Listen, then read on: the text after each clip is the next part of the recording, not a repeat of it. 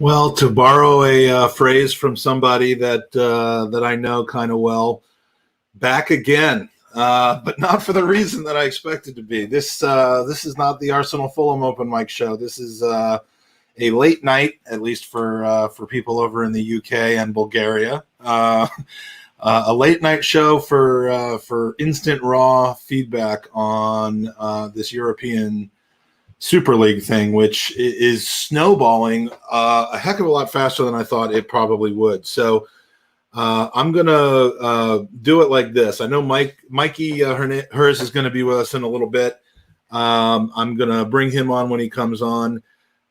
We normally do our open mics in kind of a one-on-one format. Tonight we may end up with 2, 3, 4, 5 people on the screen at the same time because I really want that crowd think, that group reaction. And if you are in the chat, this isn't how I intended to do it, but we're gonna do an open mic situation. So if you want to join what I call the red room behind the green room, but for Arsenal, if you want to have your say on camera and kind of get your thoughts and share them, you are more than welcome to. Just go to www.gooneropenmic.com. I'm putting the link on the scroll here in just a second, and you can have your say, and we'll obviously want to get as many possible opinions as we can.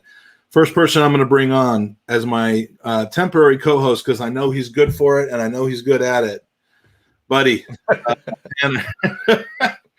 And because I know he shares the same exact microphone, except mine is out of sight and vertical. His is strategically located so that you'll know he's a big-time dude and is upside down. Yeah, that's exact. Yep. You got me. It's hanging like a bat. Exact. Yes. It's actually suspended in midair. No cables. So before, it's amazing how you have that technology.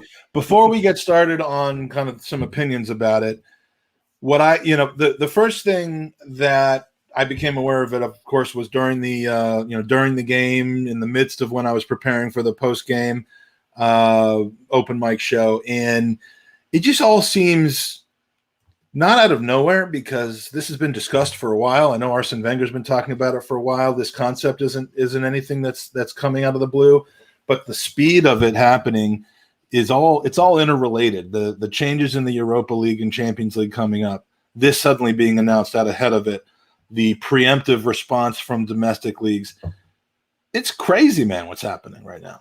And, I sent a tweet out basically saying, I usually overreact to everything and I'm susceptible to that.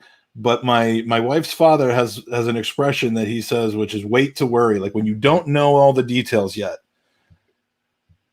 you could, and I'm guilty of not doing this, especially when it comes to Arsenal. But when you don't know all the details yet, sometimes it's better to just kind of let it play out before you have too visceral overreaction over it. But by the same token, I'm not a match-going fan every day, and I'm not a person who is an 8th generation supporter who grew up and lived in Islington.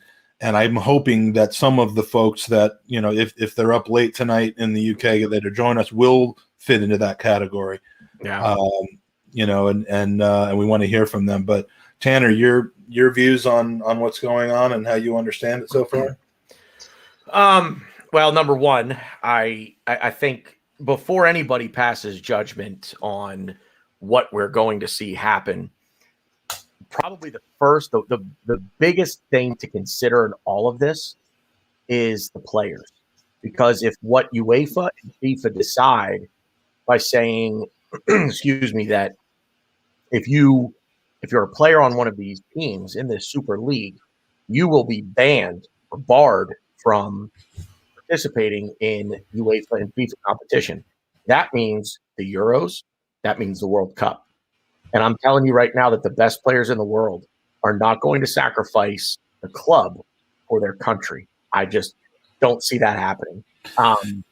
Now, would you say the same thing if the average wage was doubled from reasonable players making 150 to 200 grand, reasonably very good players making 150 to 200 grand a week, to suddenly making 400 grand a week?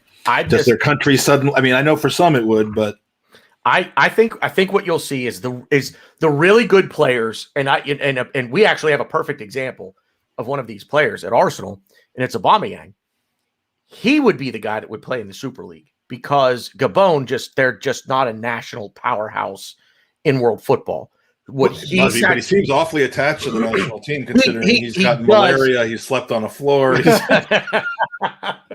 I think a player like that, one of the best players, arguably one of the best players in the world in Erling Haaland in Norway. They're not considered national or an international powerhouse, in world football.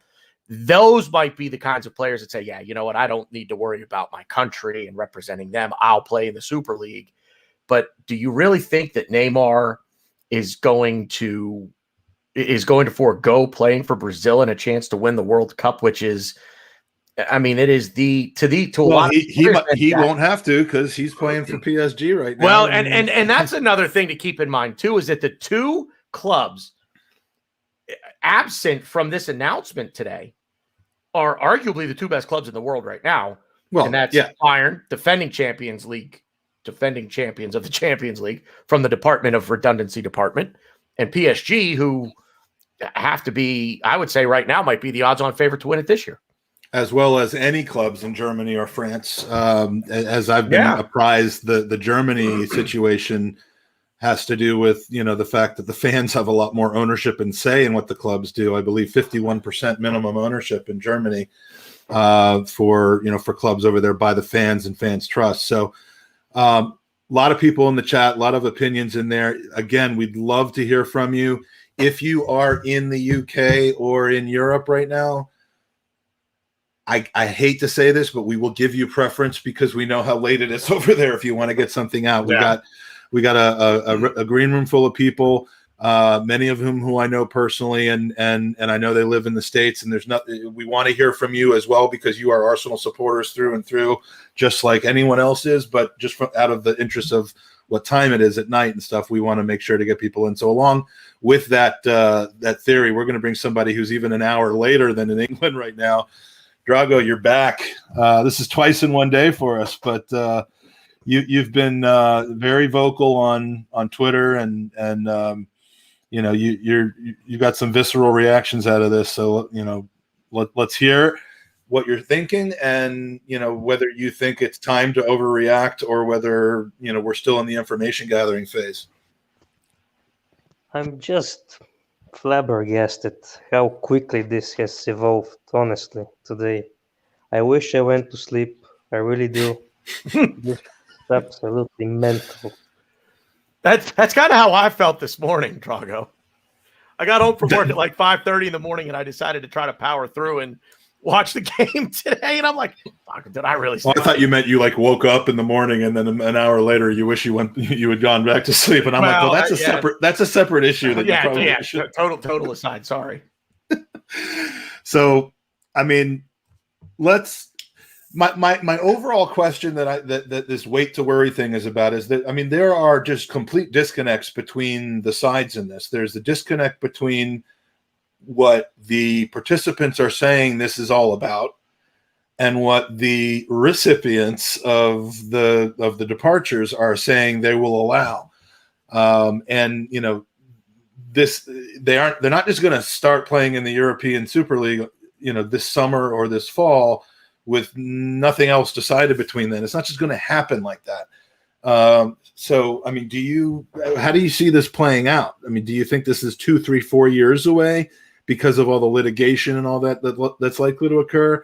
How does the timing of the European Championships and the World Cup, which are 18 months apart, I believe, about 18 months apart, how does that play into what happens here? I have no clue. This is either some power play, a game they're playing, but the news is that all 12 clubs, founding members, have left the European Club Association. Which most people never even heard about until today.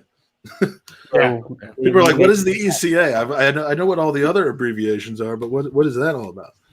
This is serious, I'm telling you. And the Juventus chairman, Agnelli, He was the president of the ECA, and he's left his post. He's left his post in the UEFA Commission. They're out. They are out. They are going out. The elite is breaking away. It is serious. I'm thinking it's going to happen this summer. The rumor is they want to make it this summer.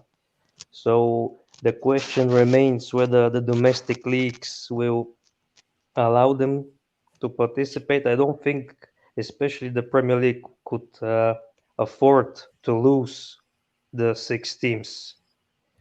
But UEFA seemed to be really firm of excluding them. No more European competition. I saw a rumor in the last minutes. We cannot confirm it, obviously, but we may be out from the Europa League as of now. We I think that's a little bit of, there's a bit of hysteria going on. I've seen a lot of, the Europa and Champions League have been suspended. That's not true. I've seen a lot. There's a lot of, as with any announcement like this, that's coming out in the midst of all of these things. There's so many uncertainties, and some people are just rolling with it. I mean, I saw one saying that it was suspended and quoting the source as being the BBC. Yet there's nothing from the BBC. There's nothing from Sky Sport. There's nothing from UEFA. So could end up happening. There's almost 2 weeks until our semifinal, and they're not going to like to hear this. So yeah, I mean, there's going to be bargaining chips all over the place, and it's going to be hard to know what's true and what's not true unless that blue check mark is next to it from an organization that's involved in it, a club or a federation or something like that. Which is why I triple checked when I saw that here it is, and it was a thing from Arsenal with the click next to it. I'm like, yeah, that really did come from Arsenal. That's how unbelievable it was to me. But I think the main thing is I'm really disappointed and ashamed of our club. I've never been this ashamed of my club in my lifetime. It's all about money. They want more money. The figures quoted 3 billion. Is that right? Something like that. And how that money gets distributed and shared amongst people, I have no clue. I mean, to have this podcast with a bunch of Americans on it, I know is kind of touch a nerve for some people, because this league is being designed like the NFL. And that is not what, while now Radek actually said, I think American supporters will accept this better than European ones. On the whole, if you surveyed 100,000 American fans and 100,000 European fans, that's probably true. But trust me, diehards of football, the thing that brought us to love the Premier League, Arsenal, European football, and I think that this goes for fans of teams other than Arsenal as well. What we love about it is what's different about it than American sports, and so this is as disgusting and as unpalatable to us as it probably is to many other. I mean, Tanner, you got to share that, right? I mean, as much as you and I love our American sports, I think we love Arsenal to the extent that we don't want them to be the same. We don't want them to be you hit the nail on the head. That you're exactly right. I'm a massive fan of a team in 3 of the 4 major North American sports. I don't pay attention to the NBA anymore, but this is different, and I like that it's different, and I like the discussions that we can have about the differences in world football versus North American sports. We have the draft system with collegiate players here in North America. With our sports, that's not a thing in the world of football, and all of the differences that go with it. And this is, it's definitely going to touch a nerve. I'll say this. I really think that this detracts from the spirit of sport. The NFL, Major League Baseball, the National Hockey League, the NBA were all created by founding clubs. I'll use the NHL as an example because that's the sport that I'm the most knowledgeable in. They're called the Original Six. and they founded the NHL, and it eventually opened up to expansion and so on and so forth. And that's exactly the route this is going. They're trying, it seems, to integrate an American style, an American system into a, well, I mean, a wholly European idea of sport. And unsubstantiated rumors as well that as far as the Premier League clubs are concerned, there was kind of a divide between the American owners. Now I may be spreading misinformation. I saw someplace else because who could really know this, but there are those that are saying Kroenke, Henry, Glazer, they really kind of put Man City, Chelsea, and Spurs to an extent in a corner where they're like, if we leave, you're going to suffer. If you don't be part of it, if you're not going to be part of it, Man City's going to want to be in a Premier League that doesn't include, Manchester United or Liverpool.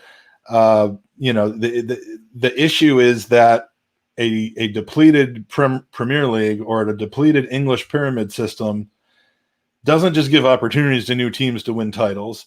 It devalues the product to the point where when it comes time for the single most driving force in the economics of the Premier League, player salaries and team performance, which is television money, is Sky Sports going to pay the same thing that they did for a week in Premier League? Are they going to pay half as much as they did? Probably not even. And that is why these teams don't want to get left behind, and why if you're Aston Villa and if you're Wolves or if you're Leicester City, you're not jumping up for joy saying maybe we can win the championship and some titles again. You're sick to your stomach, and it's crazy. Now I see in the chat a lot of folks who I know are over in the UK have certainly a bit of maybe are closer, maybe are more match going fans, because we got to talk about the impact on the match going fans too, which we all are. Just I just want a different perspective. Daniel, Harry, if you're either in bed or in the bath, I know, but we'd love for you to join us on Gooner Open Mic if you can. Daniel, Robert, you can come on twice in one day. We want to hear your reactions as well. But we're going to bring on my buddy Rob and Scott, and kind of make this into a roundtable. And again, we're going to try to cycle people in and out as they come into the chat. But Rob, your reactions to this, you're on mute, but your reaction to this from a visceral standpoint. I know you like to take things nice and calm. Look, cute, funny.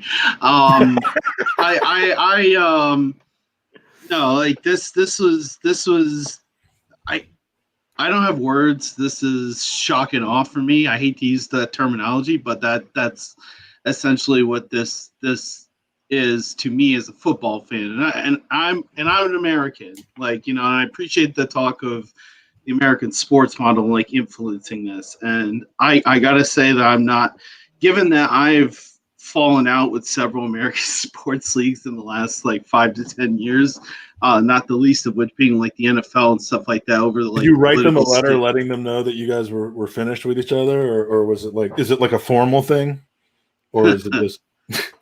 No, I made a midnight announcement that I was leaving. I got the press release. I'm just wondering. Sorry, Rob and I love each other, and I'm just taking the piss out of him at a time. It's probably not a great idea to be doing because you know what? Honestly, I could use given the situation, I could use the piss being taken out of me right now, because it was. You're right. My reaction as a football fan is visceral, one that follows our team, that looks at several leagues around the world and stuff like that. And football is just irrevocably, if this, presuming litigation, presuming politics and other things hold or don't hold this up, I mean, could be looking at just football being scattered, torn, sunder. and completely remade and remodeled based on a billionaire vision of what football should be. And I have issues with that. That's my personal view of it. I think everybody here does. And Don Juan, who, again, we welcome you to join us on the pod at GoonerOpenMic.com. No disrespect to you Americans, but the wealthy in America sure know how to destroy things. I ain't gonna push back on that one way or the other. I'm not gonna push back on that at all. I tend to agree. The sport situation, we're taking something that I like because it was authentically un-American, and it's just turning more and more American as we go along. And I hate to use American as a slight, but in this case, hey Mike, can I jump in here just real quick? Yeah, and then I want to take it to Scott for a second. No, I'm scrolling through Twitter listening to you guys talk. Florentino Perez, if the players participating in the European Super League are banned from playing the 2022 World Cup in Qatar, we will create our own World Cup tournament, end quote. So there goes the temperature going further up. Yep. Jeez. So that's all I wanted. I just wanted to get that out there. So Scott, so basically this league is drawing a line in the sand saying we're doing this. And if the consequences for doing this are such that, people try to hold us to ransom, we're going to create our own FIFA. We're going to create our own UEFA. We're going to create our own CONCACAF. And given how corrupt all those organizations are, I'm having mixed feelings about that actually at the moment. Well, I mean, look, at the moment, what we're witnessing is kind of the flagpole scene from A Christmas Story. Like I double dare you, I double dog dare you. That's kind of what we're witnessing right now. Yeah, that means nothing to a guy like me, actually. And okay.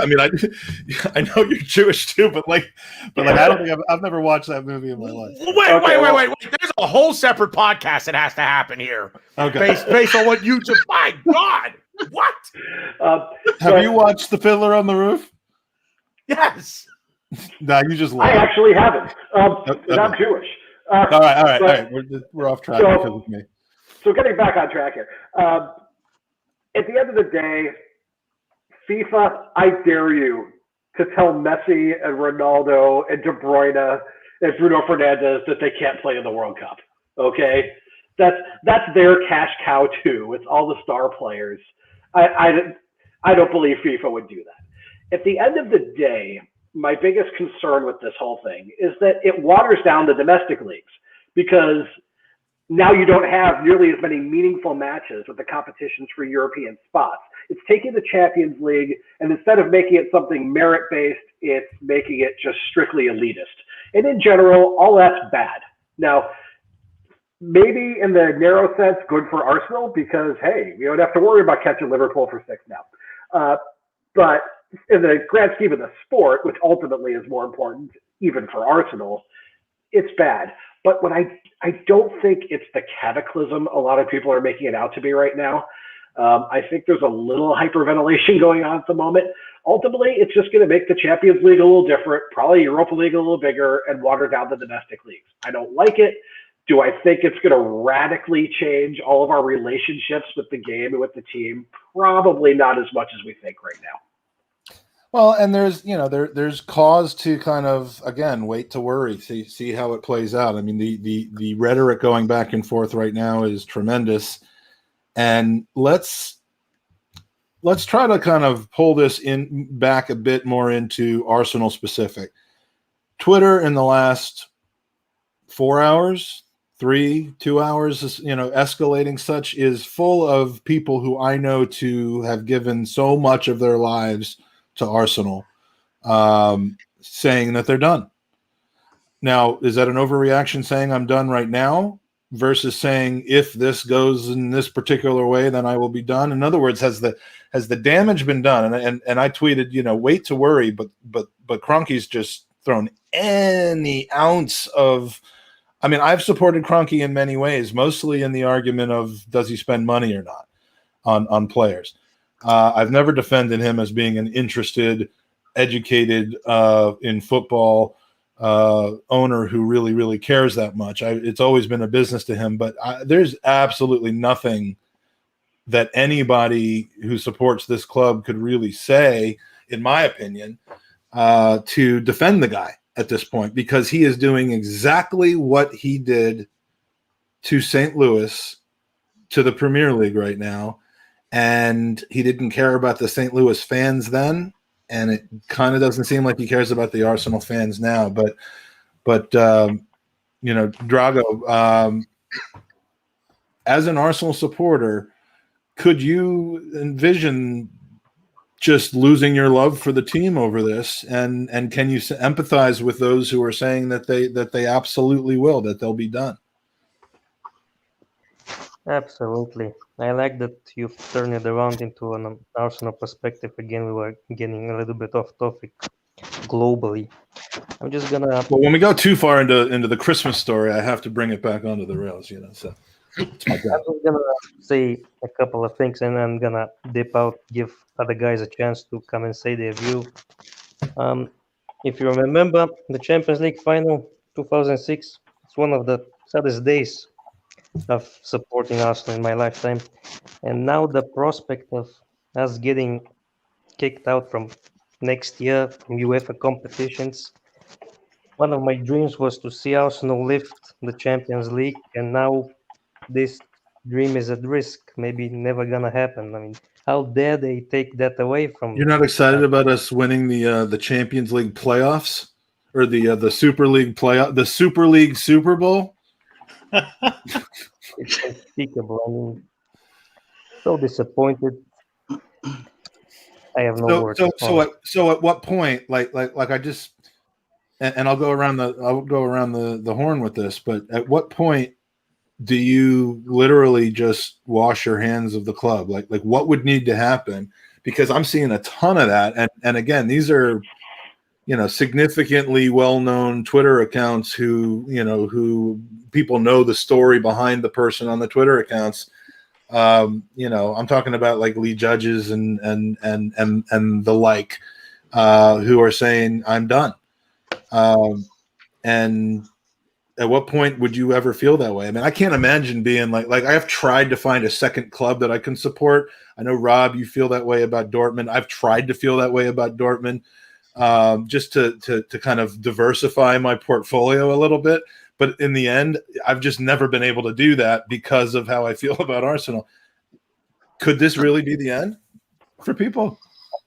I don't blame the Lee. They've supported this club through thick and thin so many years. I can't see a point where I stop loving this club, but this is a tough test. I mean, I still am. I'm gonna say it again. I'm flabbergasted how quickly this has developed in this past few hours. I cannot believe this has developed this quickly. It's like a dream. It's like a movie. It's surreal. Yeah. Well, it is kind of like a dream because it's 2:13 in the morning and you should be sleeping right now. So, but yeah, when it comes to Arsenal, there's no such thing as sleep. So, all right, we're gonna shift around. Oh, I said I'd send that around the horn. We'll keep you in here so that you can you can hear the other answers to that. But I mean, Rob, are we literally going to stop going to the pub to watch Arsenal together because of this? I'm invested way too much emotionally in this team to like stop supporting it in the drop of time like this. Yes, this is a test. This is a big one. It's a huge gut punch. It's but is it something? I mean, I love Arsenal above all. Is this ultimately going to like knock me off of my support of them? I don't think so. I'm more of in a wait and see, like y'all have been advocating. I think that is probably the best way to take this because we don't know how this is going to shake out legally, politically, like and most importantly, in monetarily, like the stakeholders and everything like that. So, I mean, yeah. Bottom line is, I can't. I've invested too much emotionally in Arsenal to just be like, well, this is it. Like, final straw. I mean, and I don't fault anyone who has for having reached the breaking point. I'm just personally not there. I'm Arsenal till I die. Like, you know, and I think that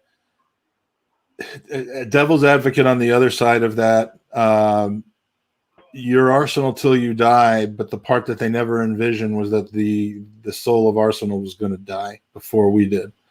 And I think that's the concern that people are having right now. And it's just, it's educational. It's stunning to hear and see what's going on with the supporter base in general. But Mike, I mean, you've got the Quakes, but I mean,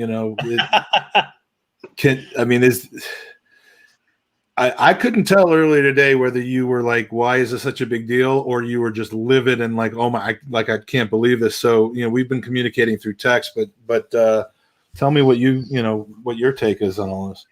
Yeah, I've had a little bit of an emotional waves come through. So I went from, nah, this is BS. This is Twitter BS to, oh, well, there goes the 9 o'clock announcement. There goes the 8:30 announcement, then 9:30 announcement. Like, it's not going to happen. It's probably just more BS. And then 10:30 rolled around and all these things start coming to light, right? So there's a lot of things I still have questions on. I don't know how much you guys have spoken about potentially the leagues, threatening to drop these teams out of their competitions. So this is very personal in my opinion, right? I don't think that the leagues will do it. I think they're bluffing at this point, because if you picture a La Liga without Barcelona, Madrid, and Atletico Madrid, if you picture a English Premier League without United, Arsenal, Liverpool, they're just not the same. I feel like they're risking their viewership and profitability just plummeting by saying to these teams, you're not allowed here. And what are you going to do to these teams, right? You're going to tell them you're going to lose money on this. Well, they're getting 350 to play, allegedly, right? That's the number, to play in a different competition. So it's hard for me to see it like on a business standpoint that they're not making more money by playing this competition. So the way I look at it is that leagues will never take the stance of binning these teams. I just don't see it. Let's try to look at it. Oh, I'm sorry. Go ahead. I see this almost as a competition that might potentially threaten more the Champions League and its viewership if maybe the Champions League and Europa League decide to ban these players or ban the clubs from their competition. I just don't see the domestic leagues doing it. You're destroying La Liga. I mean, look at the last couple of winners of the Champions League in the last decade. It's been a crap load of Madrid, crap load of Barcelona. That's the team the La Liga is trying to say, we're going to exclude these guys. I mean, we've already had an incident in Spain where Barcelona and Catalonia were trying to be independent from Spain, right? And there was a lot of things going around that they might, La Ligas might exist of Barcelona. They shut that shit down quick. They're like, no. Barcelona's part of La Liga. I just don't see it happening. So I'm kind of holding myself down there right now for the time being. Everybody, this is a very personal thing for somebody to say, I won't support Arsenal. I've been supporting this team for way too long, and I think everybody on this channel right now are deeply emotionally invested. So no matter how upset I am right now, if let's say they do get kicked out of the league, I can't look at you guys with a straight face and say if they're on Thursday that I'm not going to turn on the TV and watch them. I'd be lying to you guys. It'd be a lie. So I don't see this almost like this is going to be very unpopular. I don't see this like them selling their soul. Unfortunately, football has become a business like everything else in life, right? Literally everything's been monetized. This is, unfortunately, I'm going to say the right financial thing to do, essentially, if you're a business owner. I'm sure if Everton, right? Let's just use them as an example. If they were invited, they'd be jumping ship. They might be taking the stance right now saying, no, that's wrong. Liverpool, shame on you. But I'm pretty sure if the ownership was offered an opportunity, they'd make that jump as well. That's kind of Yeah, how and that's, you know, it's the exclusiveness, and it's the choosing. It's not even based on merit, clearly, because we're True. being involved in it, and it can't include merit at this point. But Aston, welcome back to the pod. Sorry, no celebrity guest to entice you with this time, but let's talk about kind of the logistics and the financials of it, because, you know, the money that's being talked about is 350 to 400 million pounds, or dollars, maybe. I think I saw it in dollars, so maybe 300 million pounds, just as seed money to a club that joins it, to one of the 12 clubs that join it. Now, who's paying that money is the question. Not who's financing it. I understand JP Morgan's involved, and guess who's involved in JP Morgan, one of the club owners. But, you know, not just that, but where's that money coming from? Perceived television revenue? Well, yeah, that money, have that deal yet? Yeah, that money is basically the perceived television money and the perceived popularity of the league. Like, this is like when Google went public. That's what's going on. All the investors are trying to get in on the ground floor now, so they can get their stakes in now, which probably you'd have to look at what the valuation of the product is actually on the market. I'm not sure, because this is all coming so quickly right now. But the thing is like, you have to think, if you're taking the Premier League's best teams and most watched teams by TV viewership, and you're taking all the league's best teams, well, you're probably going to have a product that has to by definition be more expensive than the Premier League, right? To broadcast, right?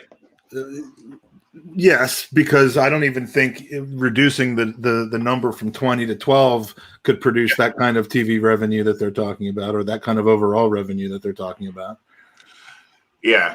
So, but I think the problem here, though, if I could just take like an aside to kind of do the emotional bit, I think the issue, though, and I think this is why a lot of us feel really kicked in the gut by this, is it feels like it's not like we don't understand, right? Arsenal is going to be in this league. It'd be a great league. Matter of fact, this had not happened this way, and they announced, hey, in 2 years, we're going to take all the best clubs. They're going to be there, the top, 1 through 4, 1 through 3 of each league, and they'll compete to get into some major league. People might actually be okay with that.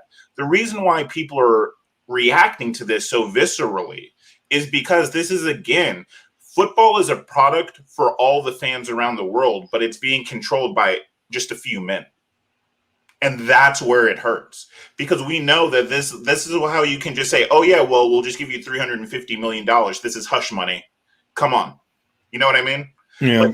That's what this feels like. This feels like the billionaires know that eventually they can throw so much money at a project that eventually it's going to make more money. Let's not kid ourselves. There is no way that they don't already have some sort of back channel discussion with a network, and it was mentioned in the chat. There's some suspicion that Amazon might be behind this as well. Wouldn't surprise me a bit. Someone's got to have told them that the money will be there to support this, or they wouldn't be jeopardizing or basically just throwing away and burning the bridges between them and their existing domestic leagues, fan bases, and global presence. And this is that product of globalization that, you're getting this global product, this big product, and you're getting, and with all the money going in, they're really probably just thinking, how many World Cups can we throw? Like, is every week going to be a World Cup revenue? Are we going to get that many viewers from around the world to watch it? Because we have all the biggest teams, all the best players. Like, how many people are going to tune into this product? You know what I mean?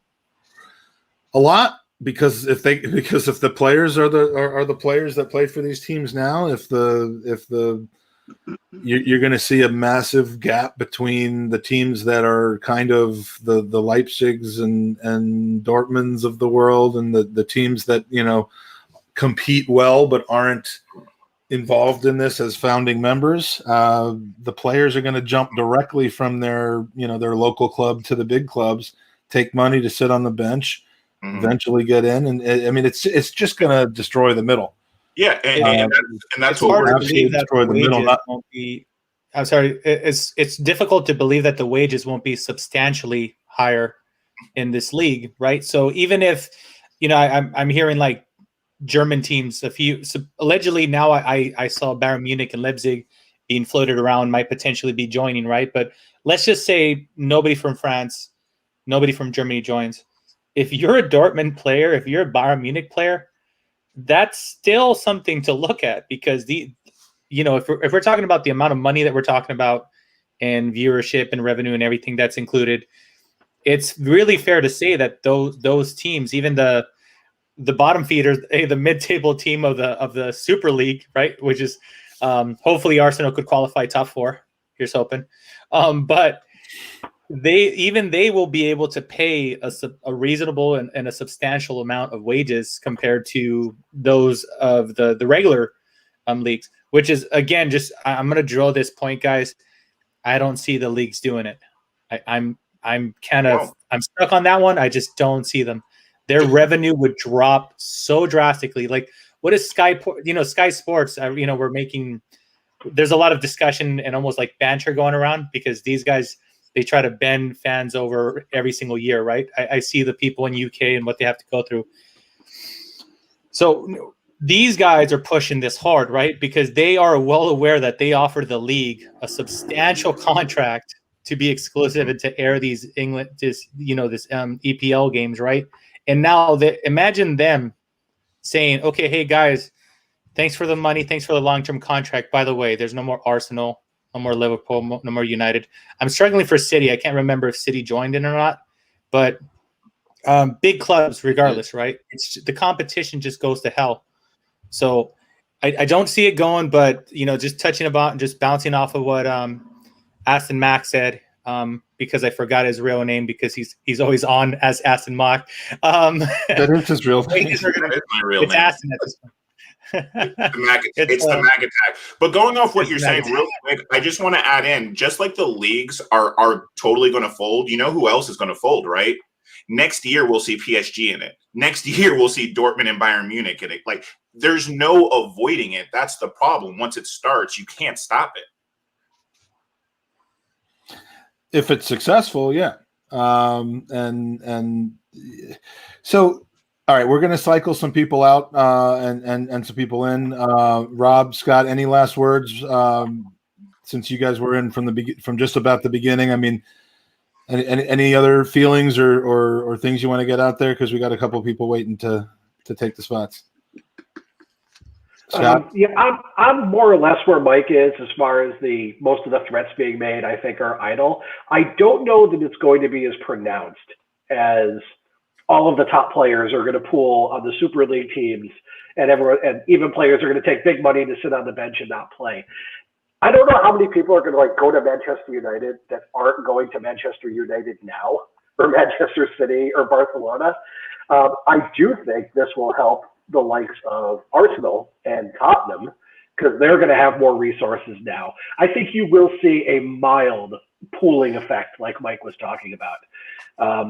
I don't think it's going to be pronounced. Again, my biggest concern, I mean, look, from a purely practical standpoint, this means on Thursdays in November, I'm watching Arsenal play Barcelona instead of Molde. Okay. Well, but the question remains, on Sundays in November, are you going to see Arsenal playing anybody? I'm with Mike on that part. There is simply no way the domestic leagues are kicking their big clubs out. They're not. It's cutting off their nose to spite their face. And they're pissed. So you think this play is about wanting to get a bit of a piece as a settlement? Because that was my initial view, is that once things calm down a little bit, this either isn't going to happen, and I'm starting to become convinced this is going to happen. But that it isn't going to be the breakaway situation in the sense that it's being talked about. But again, it's this move seemed destined to destroy the Champions League and Europa League. not the domestic leagues. Exactly. This will do away with Champions League. It's going to kill that.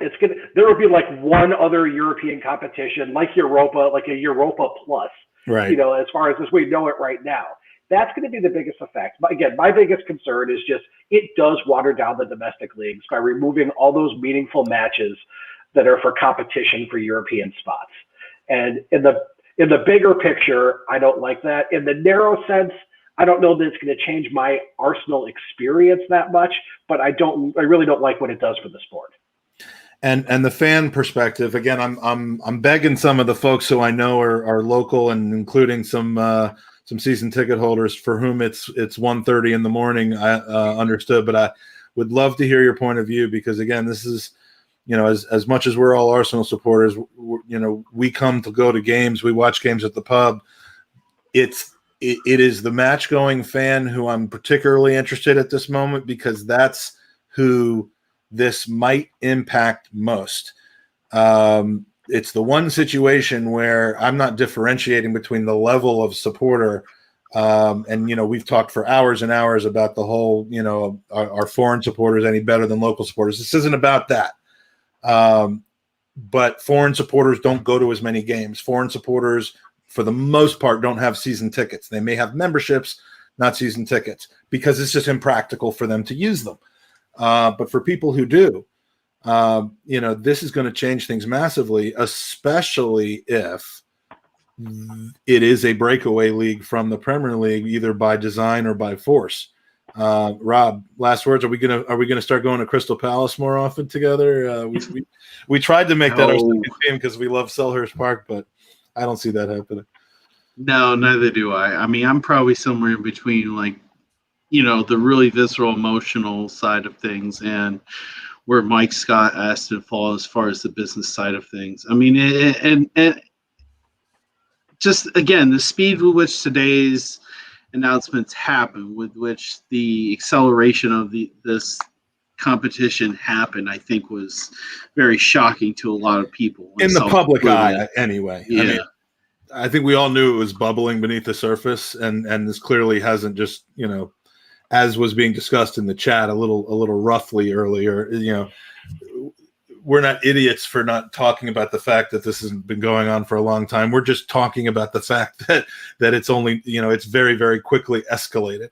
Well, it wasn't something anybody really took seriously until, well, today, when it escalated and popped off, and here we are, sitting with this potential breakaway. Well, and if you're in the chat and you think we're all being too nice and optimistic and passive about it, as I've seen in the chat, please, the invitation is literally open to you to join us and have your say, and we want that. We won't debate with you. We want to hear your opinion, because your perspectives are different than ours. So, GoonerOpenMic.com. Rob, thank you. Scott, thank you. Thanks, you know, guys. we'll come back. We'll come back soon with, you know, we'll be back on tomorrow night, and we'll be back on Friday if we play on Friday. We'll be back on Friday with another open mic night. So yeah. All right. Take care, guys. Cheers. And okay, so can we be positive? Like, because I can actually, like, let's talk about, like, the positives to Arsenal in this case. You know what I mean? Yeah, let's kind of do a balance, you know, balance counterbalance with that, because again, there are it really kind of comes down to whether the domestic league remains intact or not. Because, you know, I don't know a ton of. Well, Don Juan, I Bring it. You're welcome. I mean, look, we don't do AFTV character over the top reactions, you know, but this is not that. This is, well, no, I mean, we're not.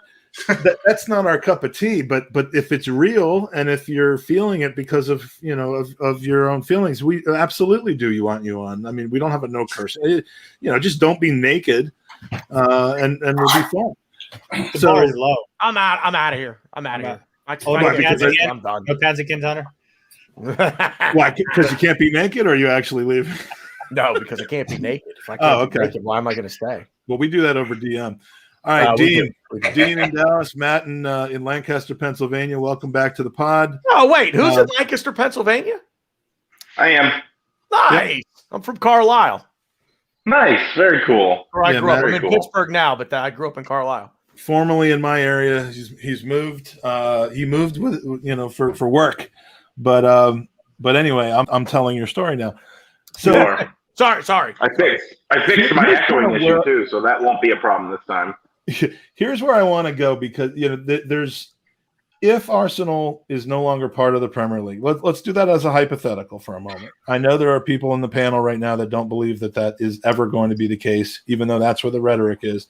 If that happens, what does that do to the supporters base?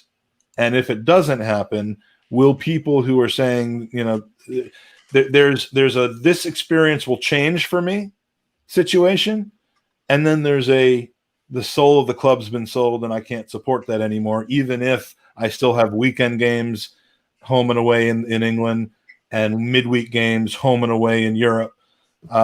So Dean, let's start with you. I mean, your opinion on the whole thing, and what you're, because none of them are coming on with us right now. It's the middle of the night. Your opinion on what an Arsenal supporter would be, an Arsenal season ticket holder should feel about all this. First of all, I mean, the timing was good for us in terms of a game today, right? They kind of washed that away pretty quickly. But Arsenal have a way of doing that. I was waiting for. I'm pretty sure we're going to probably announce Balogun extending his season, huh? But we tie, we announce Balogun. We tie again. Boom! Super League bitches. Let's go.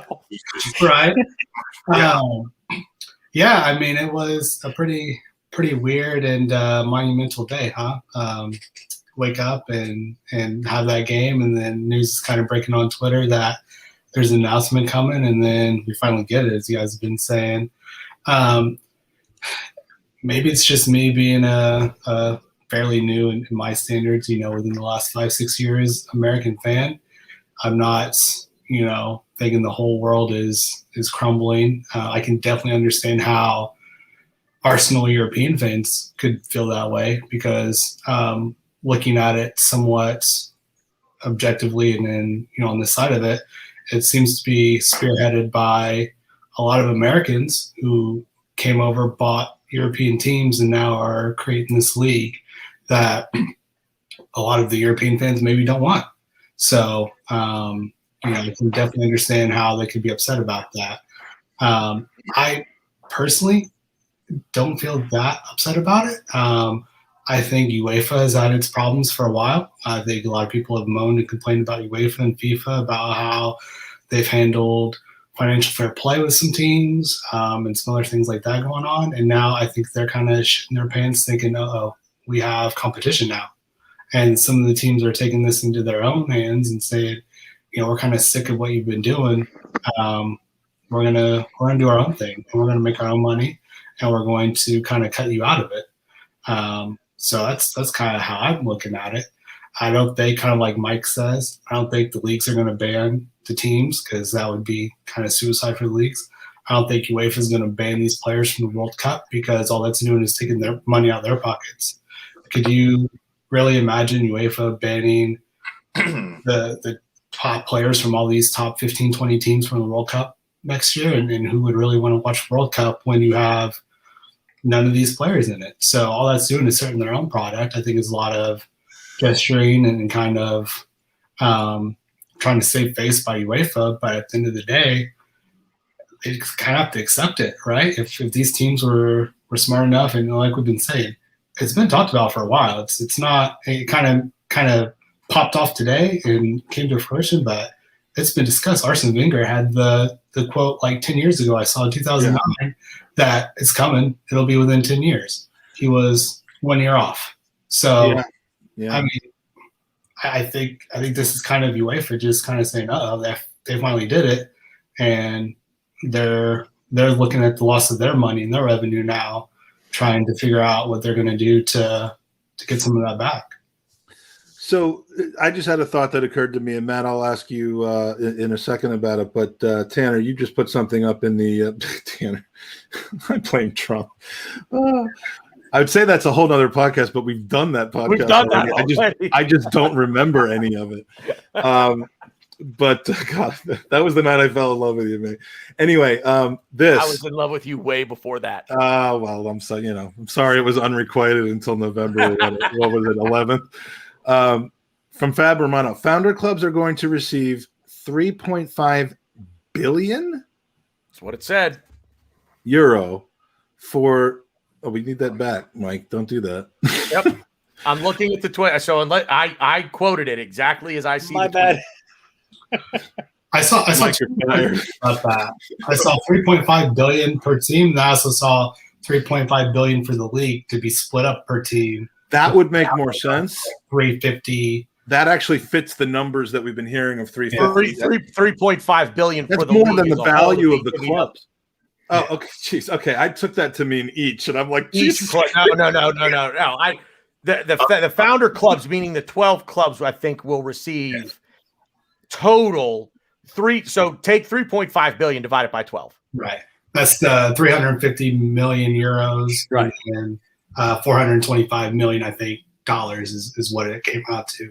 Yeah, and okay, yeah, and that makes sense with the conversion, the division. That makes a lot more sense. Now, what just occurred to me, Matt, is what big difference does it make other than to the Champions League and the Europa League if these teams do Wednesday, Thursday, or Tuesday, Wednesday there, and in the league here, and the money is the difference because it occurs to me that 6 or 7 Premier League teams getting this money, and of course 2 or maybe 3 La Liga teams getting this money, and so on. That just tips the competitive balance for transfers and all that even more in the favor of the teams that are in there. Why, if you're West Ham or Aston Villa, and you're in this kind of situation, or Leicester City, all of a sudden Arsenal, through no real merit. Some of the other teams, City, Chelsea, maybe there's some merit there, but Arsenal, through no big merit, now all of a sudden can go and poach your players and poach players that you were scouting and pay them ridiculous amounts of money. It's essentially giving everybody the opportunity to do what Man City's been doing and United's been doing over the last 10 years. And Matt, that is why the Premier League and the Premier League clubs aren't going to necessarily be happy to allow these clubs to do that and still stay in. Would you agree? I think it's a really complicated thing. I saw in the chat the point of UEFA announcing their changes for Champions League tomorrow, and those could be really aggressive changes that these 12 clubs knew about and found totally unacceptable. I mean, we're talking about some of the most corrupt organizations in the history of the world in some circumstances. But the one thing for sure that it could be good for the player aspect of it, I think, is no more midnight starts for games in Baku. I think there's got to be a little more sense to some of this, but the thing that I kind of am sticking on most here is, as an Arsenal supporter, I don't want to be the one left out. Like, if there's 6 English teams going, and I think that there would be a lot of, I know there's a lot of angry folks right now, and I'm in the indifferent stage at the moment because I need to see this play out a little more. But man, if we weren't one of those, teams, if there were 5 teams going and Tottenham being among them, and we're sitting behind, left out of this Super League, I'd be furious. I'd be livid for someone saying that Tottenham deserves to be there more than us. And in terms of the competitions this year, with all the rampant speculation of people saying that it's postponed and they're going to kick these teams out, nobody on the planet, including PSG, want that to happen. Because what fun is it to raise the trophy if the other 3 teams that you're supposed to be competing against are just removed and you're handed a meaningless trophy? I mean, it takes all meaning away from PSG as the favorites right now to win this. How useless does that become for them? Well, that's a good point. You know, I don't know. You could, we could ask a Celtic fan for many years what it felt like when all of a sudden Rangers were nowhere to be found because of their malfeasances and financial troubles. And, you know, thank goodness those days are over again, are over for now. But here's the Super League website, which has been up for about an hour or two. All of a sudden, competition format. 20 top clubs comprised of 15 founders and 5 annual qualifiers. Not mentioned is how annual qualifiers will be determined. Is that, you know, the same way that Europa League does now, or the same way that the Champions League does now? 2 groups of 10 clubs each. May we call them conferences, maybe? Playing home and away fixtures within the group each year. By the top 8 clubs following the group stage, 8 clubs will qualify for a knockout tournament, playing home and away until the single match Super League championship in a dramatic 4-week end to the season's playoffs. I mean, this is the NFL. Yeah, it's a little mix of the NFL and what we have currently. That's for sure. But and with no with the only nod towards relegation, I can't even say promotion, although I guess it would be promotion in.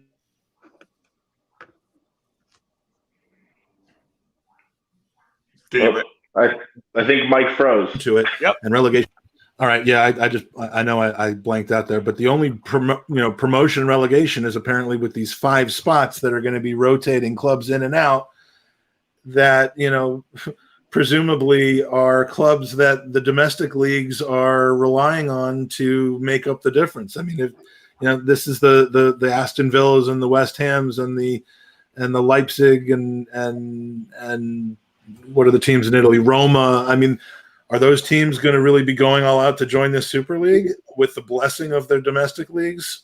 I don't think so. So there's so much to still kind of really come together with this, but the battle lines have been drawn, the bridges have been burned, and I don't know how you come back from this, even if they say, you know what, we're going to work out a middle ground that's happy to everybody. We're going to change it into we're using this as leverage to make the Champions League work differently and the Europa League work differently, and to change the revenue sharing in our leagues because we think it's gotten a little bit too helpful. We don't like the fact that a team can come into the Premier League and compete for top 4, top 6 spaces within a year or two, like what happened with Leicester and like what's happened with a couple of other teams like Wolves and so on. So, you know, so we're just going to put this out here. We're going to make it into a real thing and then settle for something, you know, reforms that suit our needs. Tanner, is that a possibility that all of this, as official as it sounds,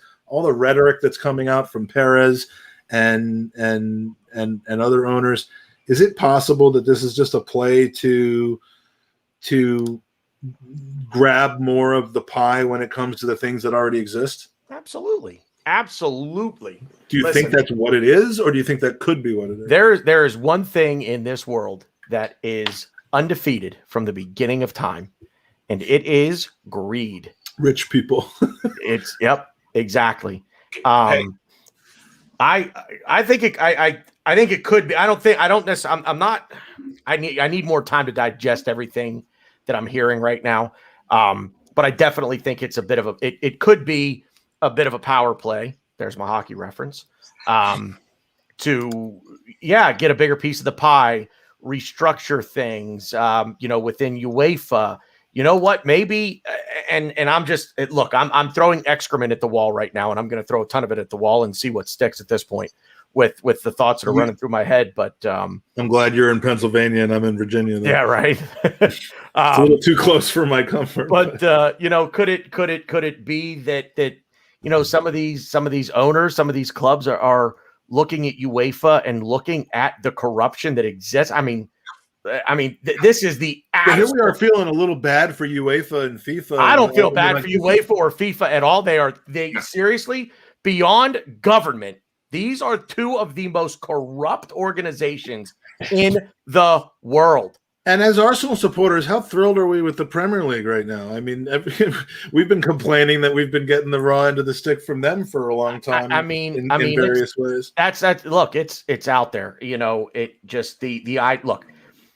I have jokingly with my friends, we're watching an American sport and something doesn't go our way, and it's like, oh, the fix is in. I've watched so many Premier League games this year, not just Arsenal, but Premier League games in general, where I'm like, there's no way that there's not a mandate coming down from above saying we're going to fix this game, and this is how we're going to do it. Give the referee, look, there's going to be a moment in the game where you're going to get an opportunity to call a penalty, and you do it, and we'll uphold it, or whatever the case may be. It could very well be we're trying to get corruption out of the game, and if we have to do it by being greedy, like I said, that's an interesting, fight corruption and greed. Crazy, and I like it. I've been saying conspiracy theories, in my opinions, do not reflect the Gunners podcast. However, I don't know. I kind of reflects what I'm thinking. Bar is sketchy as fuck. Absolutely. I listen, man. What do I want to say here? They look. Money's always going to factor in, and if you're a business owner, you're always looking to make more money. That's why you're in business. You're in business to make money. They have to have a plan in place.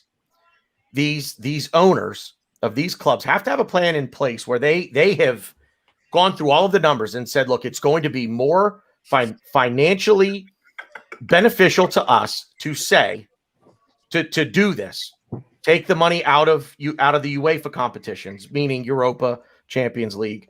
Take the money from Premier League or the domestic leagues that they're in, and say we're going to make more if we do this, because it's the only way that these owners are going to be on board with this, is to say they have to make more money doing what they're suggesting they're going to do. So I'm my head's spinning at this moment. When it comes to kind of the Arsenal fan experience, again, one thing to and most of you probably, if you've been hitting refresh on Twitter tonight like I have, you've seen this. There's a fan forum, a fan event scheduled for, I believe it is Thursday, that Vinay Venkatesham, who I've met, seems like a lovely guy. I've had great interest in trying to talk to him further. He's not made any friends here because he's canceled that appearance.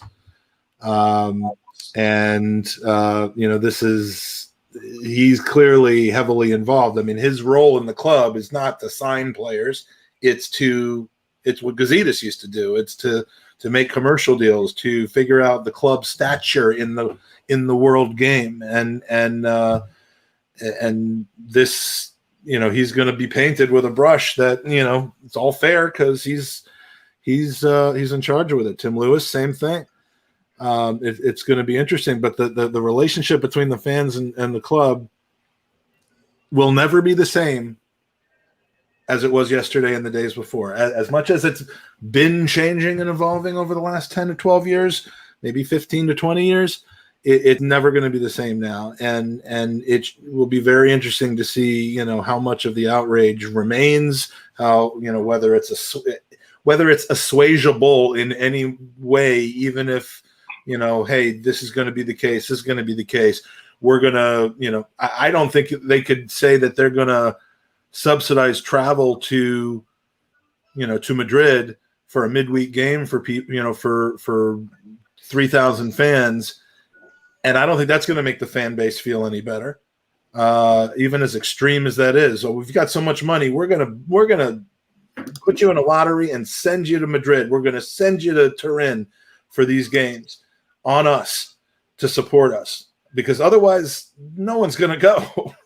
But that isn't going to rectify the situation with the fan base, just with certain fans. And then I think you have fans turning on other fans. I'm just kind of speaking out loud as to what could potentially happen here. Aston, Mac, you've been very patient. yeah, As has yeah, been Mac's yeah. been raising his hand. He's doing the 4-year-old thing where he's going to do his hand like this pretty soon. Yeah, We all I'm remember doing sorry, that as man. kids. Mac. I'm rambling on. Yeah. Go ahead, I just kind of wanted to go ahead and throw out something that I had pulled up here as far as numbers, because when I came on, obviously I hadn't really wrapped my head around it, but I want to read something to you, and let me tell you why this makes sense.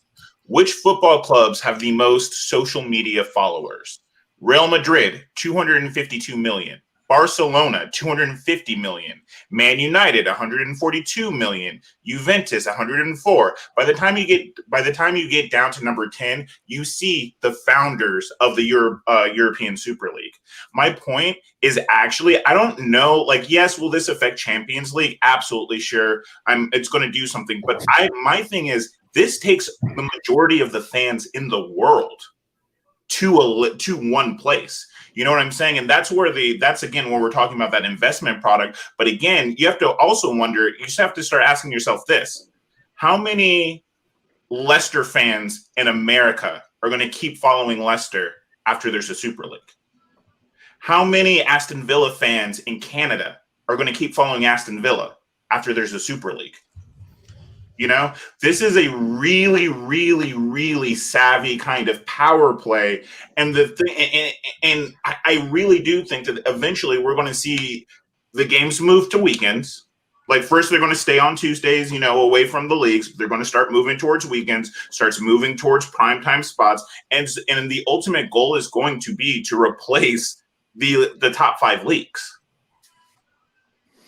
You want to comment on that? I don't know if they're going to try to replace the top. I just don't know that you can do that. I just don't know that as a global product, these teams make up the vast majority. And remember, there's one driving factor to all this. There's one leading indicator of popularity, and it's TV money. Yeah. It's global. It's versus local. These are the teams that are getting the most interactions in the world, the most conversations, the most likes, the most follows, the most interactions. When you take that and you put that in one spot, you're going to create a fantastic product. But the thing is, you're also going to steal a lot of the energy from all the other products. I mean, again, I can't say this enough. I promise you, in a year, in 2 years, you're going to see Man City in the Super League. Of course, it's going to be like a year or 2 year. PSG is going to fold in like a year or two. And this is where this is going. I promise you. And that's what we're saying. This is what Arsene Wenger was talking about 10 years ago when he said the Super League. He really meant a league to replace the leagues.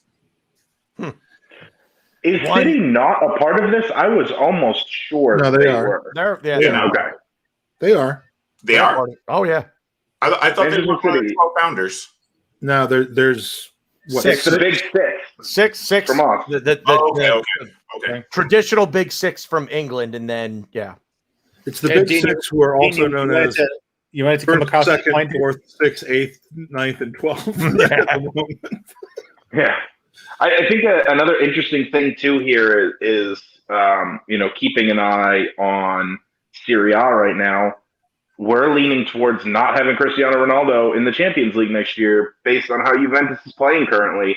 And I think that part of this league as well, that having the set members is you're also, you don't want to take these brands, these player brands off of the prime time. I mean, to have Ronaldo play in the Europa League, it seems like the most garbage thing I can ever think of, honest to goodness. And I know that Juventus have had a rough year, but you know what? If they only, but Ronaldo had a chance, just as everyone else did, to get them to the Champions League. So I mean, it's the natural competition of it. And as much as Arsenal fans don't like Arsenal being ninth, we got ourselves there. And I don't know that anyone wants a handout, especially at the cost of goodwill that it's going to come with. That to me seems to be the main point here. And Mike, and that's where I agree with you, where the issue is if we were doing this without the founder system, without these 12 teams being set in there forever, in memoriam, whatever, if we were able to barely relegate and promote in and out, I think there'd be less of a backlash. But the reality is we're just taking our money and we're making sure we're ensuring that Arsenal, even though we may be going through some turmoil, will never get relegated, baby. And that's the difference between, as many people have tried to point out, the similarities between. That's the difference between the Premier League forming and essentially taking the place of League One, and this. The Premier League took the place of League One. I'm sorry, not League One, the First Division. But there's still promotion and relegation. I mean, the founding members of the Premier League, the 22, I believe, of them that there were. Probably only half or maybe 2/3 of them are regular staples in the Premier League at this point. And that, rest in peace, Sunderland. Yeah. Well, that took that has kind of run its course over the last 20 to 30 years. But for this one, I mean, it feels dirty. We feel dirty. We feel like the bad guys. So. I mean, it could be anybody, but let's just say it's Arsenal, and everyone's saying we're going to be the Fulham of the Premier League, which is great because then we can we can get draws against the top teams in the league. But I'd be happy about it. Why? Some perspective though is imagine if Arsenal and Kroenke opted not to go into this league. Yeah, exactly. We can't say. What would be our reaction right now? We could. I said it at the beginning. I'd be livid. Yeah, and then because we would have been left out again. We got left out years ago when we got bought by the Kroenkes and we thought we were getting a sugar daddy billionaire and we weren't. We'd feel left out again this time when the teams did it again, and we'd be getting the short end of the stick. There would be a lot of anger at the teams that went, but there would be look. You can't tell me if you're an Arsenal supporter who gets angry that we don't do what Chelsea, United, and Man City do. Now, I'm even going to take United out of that because United does what they do because they're a commercial juggernaut. They've actually earned that. Whereas City and Chelsea, have two various forms of chicanery going on. One is, ownership money coming in as sponsorship money. The other is ownership money coming in as a loan. So everyone who's basically said, why don't we spend money like they do? We have a billionaire owner, couldn't really be in a position to complain if we, to pull the moral thing of saying, well, we want this club to maintain its soul. The rest of the other 5 teams can go, or maybe they pick up Leicester City and they all go and we're staying here. Well, yes, we maintain our morals. We're the club that we always said we would be morally, but now we're at even more of a financial disadvantage. And you're absolutely right to say if we hadn't joined this league, yet the league went forward, the fans would have revolted and said, why didn't we do that? I mean, and that's really why I want the perspective of someone who, day in, day out, between the 6 of us on the screen right now, actual years of supporting the club. And again, I'm not making relative comparisons of importance, but, I've been a supporter of the club 32 years, but I've said repeatedly that 16 of those years, I wasn't really able to follow the club. So, 16 years for me, probably 10 to 20 years for most of the rest of you, I'm thinking, or less. I want to hear from people who have supported this club for 50 years.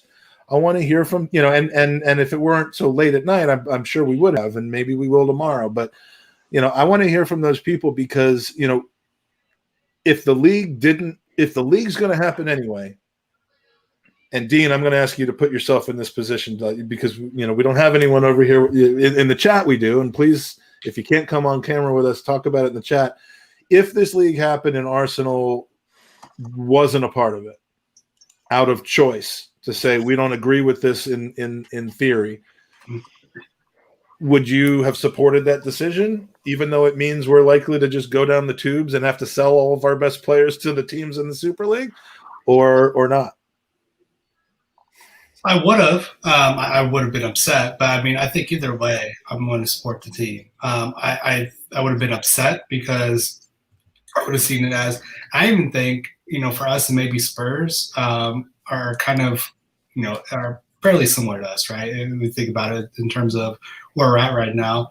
The only advantage we could have gained of not going to this league would have been maybe we would have viewed ourselves, or they could have viewed themselves as favorites to win the Premier League now, with maybe like Leicester and one or two other teams every year. So, taking out the top 5 teams then, and now, we're top dog. I mean, it would be a watered down Premier League, and is anybody really going to care? I think the big point, and what I was going to get to, is when you pulled up the press release or the website, the one line there that was really telling me they're saying all the teams are going to stay in their domestic league. So if I'm going to assume that that's going to be contingent upon the domestic leagues allowing that. I kind of want to be a little bit unrealistically optimistic, kind of like hers up there. But assuming this all does go how I think they think it wants to go, or how they want it to go, and this is just a replacement for Champions League, I mean, how do we really feel if, okay, all these teams stay in their respective leagues, so you still have that. The only difference is, instead of us trying to have to qualify for Champions League, Europa League, whatever, is we now are in a European competition. We have that steady income instead of not knowing what we're going to have. We still have the chance to compete in FA Cups, Premier Leagues, and all that. And the 5 teams that are maybe rotated every year are maybe the Champions League, Europa Leagues become kind of the secondary competition now. And okay, the winner of the Champions League gets rotated in. The winner of, or the finalists of Champions League Europa get rotated in. I mean, if it's something like that, and it's just now here we are in the kind of cat's bird seat of, okay, us and these other 11 teams we're good. We're getting the money every year no matter what, so we don't have to worry about that.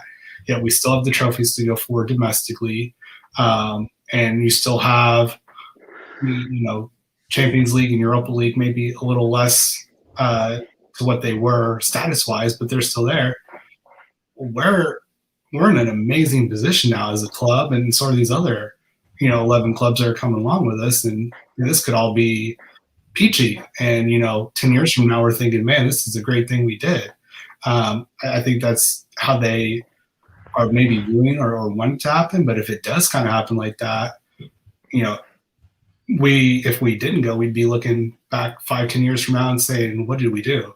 I mean, yeah, we might have kept some morals, and we might have, made some fans happy, which I understand that's, as a club, as a business, your fans are your customers. So that's what you have to, appease in a way. But the other side of it is a business, right? If you're going to, you have to make money. Like Taylor was saying, like they're there to make money. You have a lot of fans I've seen today who are crying about money's ruined football. I mean, that happened when you let shirt sponsorships, corporate sponsorships, TV money in. Like, as soon as you started letting all that in, and letting owners take over and put in financial fair play, that, cool, City gets hit with a ban, and what do? They paid their fine and paid their lawyers to get out of their ban. It's a joke. So if this works out how I think it could work out, and we stay in domestic leagues, and we can still fight for Premier League trophies and fight for FA Cups or whatever, and then do that, we're going to be in a great position going forward. I think it's all going to be down to UEFA and the domestic leagues to kind of see how they deal with that. Speaking of the referees too, yeah, if this saves us from having Mike Dean or Craig Paulson as referee, I love the fact that Drago is like, we're watching him at 3:00 in the morning go through the 7 stages of grief or whatever that is. Right. He was angry, and he came on here. That now he seems to be moving to the acceptance and the piss taking element of it now, which is always nice. I'd like to think that the show and everyone on it tonight and in the chat is helping him through a very difficult time in his life. But can I ask you guys a question? We are. Yeah, go for it, Matt. Yeah, I was going to ask you guys a question. If all these teams get $350 million for participating in a league that doesn't happen at the same time as Premier League, don't you guys think that automatically means that these teams are going to win their respective leagues every year? Like, isn't this inevitable in the way that this kind of moves away from like diminishing? Because you're talking about like 350 million. Just think about that number for a minute. Yeah, but see now we get into the nitty gritty. That's what Ozil was making every week.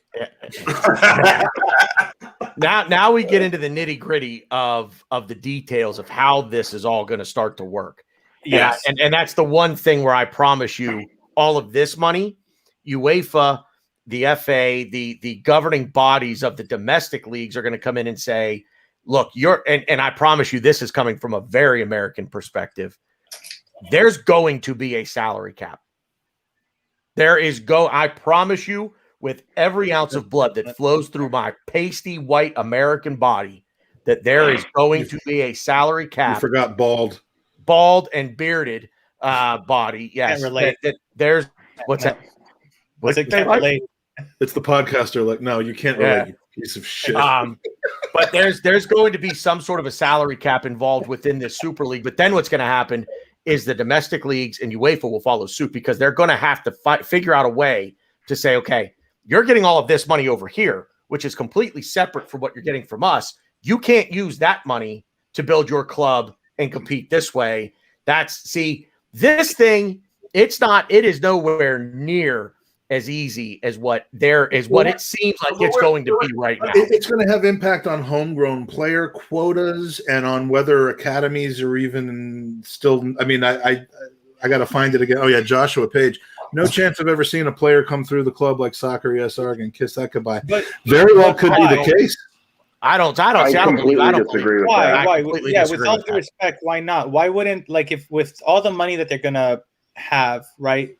Allegedly, however this is going to play out, and they do remain in the league, right? That will equate to what, more games in the season, assuming it runs alongside. So they're going to have some type of depth. They're going to have extra money to invest in infrastructure in the club. So, look, if here's the thing. This and again, we're speaking kind of ahead of things because we don't know if the team is going to remain in the league. But if the teams remain in the league, even if you're a local fan, how can you be upset at this? It's impossible. It's impossible to be upset. What, your players might be a little bit more tired unless we have this is an interesting comment about brilliant comment right here. Go ahead, Mike. And again, that's why I wanted to see it play out, and I wanted to see, I want some reactions from some folks who are saying I'm done with this club, because this is a pretty good point from Carl. And again, if you're just listening to this, I'll read it out. We as fans were promised to be at the top of the game, competing with the best in the world. I remember some comment about Bayern Munich. They deliver, and now fans are assuming this is a delivery of that promise. And now fans are all of a sudden moral saints concerned about the well-being of Wigan or the traditions of English football or the Arsenal way. It is a bit kind of talking out of both sides of your mouth. And I think a lot of people, my wait to worry comment, followed by a bunch of worrying, was kind of geared towards, let's just, like, before we make definitive statements like I'm done with this club, let's wait and see a little bit. I mean, things will never be the same after tonight, that's for sure, but let's wait and see a little bit what's happening. But Aston, you want an angry take? Because I got an angry take for you. Because I don't give it to us. I don't think you're seeing far enough what's happening. There won't be a salary cap. Why would there be a salary cap? It makes billionaires more money. There won't be what's going to happen down the line is ticket prices are going to go up to see these teams because their players are going to get paid so much. Regular guys like you and me, because they no longer care because they don't have to pull from the local fans anymore. They can pull globally for the super fans with millions of dollars who they'd rather sell to anyway. This is a loss of the soul of the club. This is a loss of the grassroots that of where Arsenal comes from. And I'm not, listen, as fans, we are going to be happy. In 5 or 10 years, we're all going to forget about it because we're going to be pleased with the success that it brings. But the connection, the local connection to the club for those guys that you're talking about that have been here for 50 years, yeah, they're basically being told you don't matter anymore. Here's why there will be a salary cap. They've been told that quietly for a while. Now they're being told that essentially with dollars and cents and changes. Here's why there will be a salary cap. Number one, when you look at where the ownership groups are based, you have three very, very, very powerful American owners that are going to band together, all three of whom that own multiple. Well, I guess FSG only owns the Red Sox. They have a NASCAR team, but they don't own any other teams. But the Kroenkes and the Glazers own multiple North American franchises. They're in favor of the salary cap system. And here's why you get the salary cap, because nobody wants to watch Barcelona play the worst of these 12 teams. And let's just say, for the sake of argument, that it's us. Nobody wants to watch Barcelona kick the shit out of the 20th place team in this league 2 or 3 times a year. This is where I disagree with you, because I think that the player pools are so elite now that we're going to be able to capture players, and our teams are going to be able to capture all the best players. And the salary cap isn't going to be put there, not because of the reason it's not going to be put there is it's so that we can outcompete the teams that aren't in the Super League. If we can blow their salaries, we can take all the best. No, I mean, when I mean a salary cap within the Super League. The teams that come into the Super League, those teams are going to have a salary cap within that league. But that's where they're going, because Manchester City could just say, hey, you know what? We own a country, for crying out loud. They will just come here. Here's the blank check. You want £1 billion? You want £1 billion a year to play here? Here's £1 billion, and they'll just write the check. And guess what that does? But guess what that does? That creates a Man City that's so valuable, that makes their owner so rich for having this asset. It's crazy. That's the point. You're going to use the lack of a salary cap to harvest players from around the world.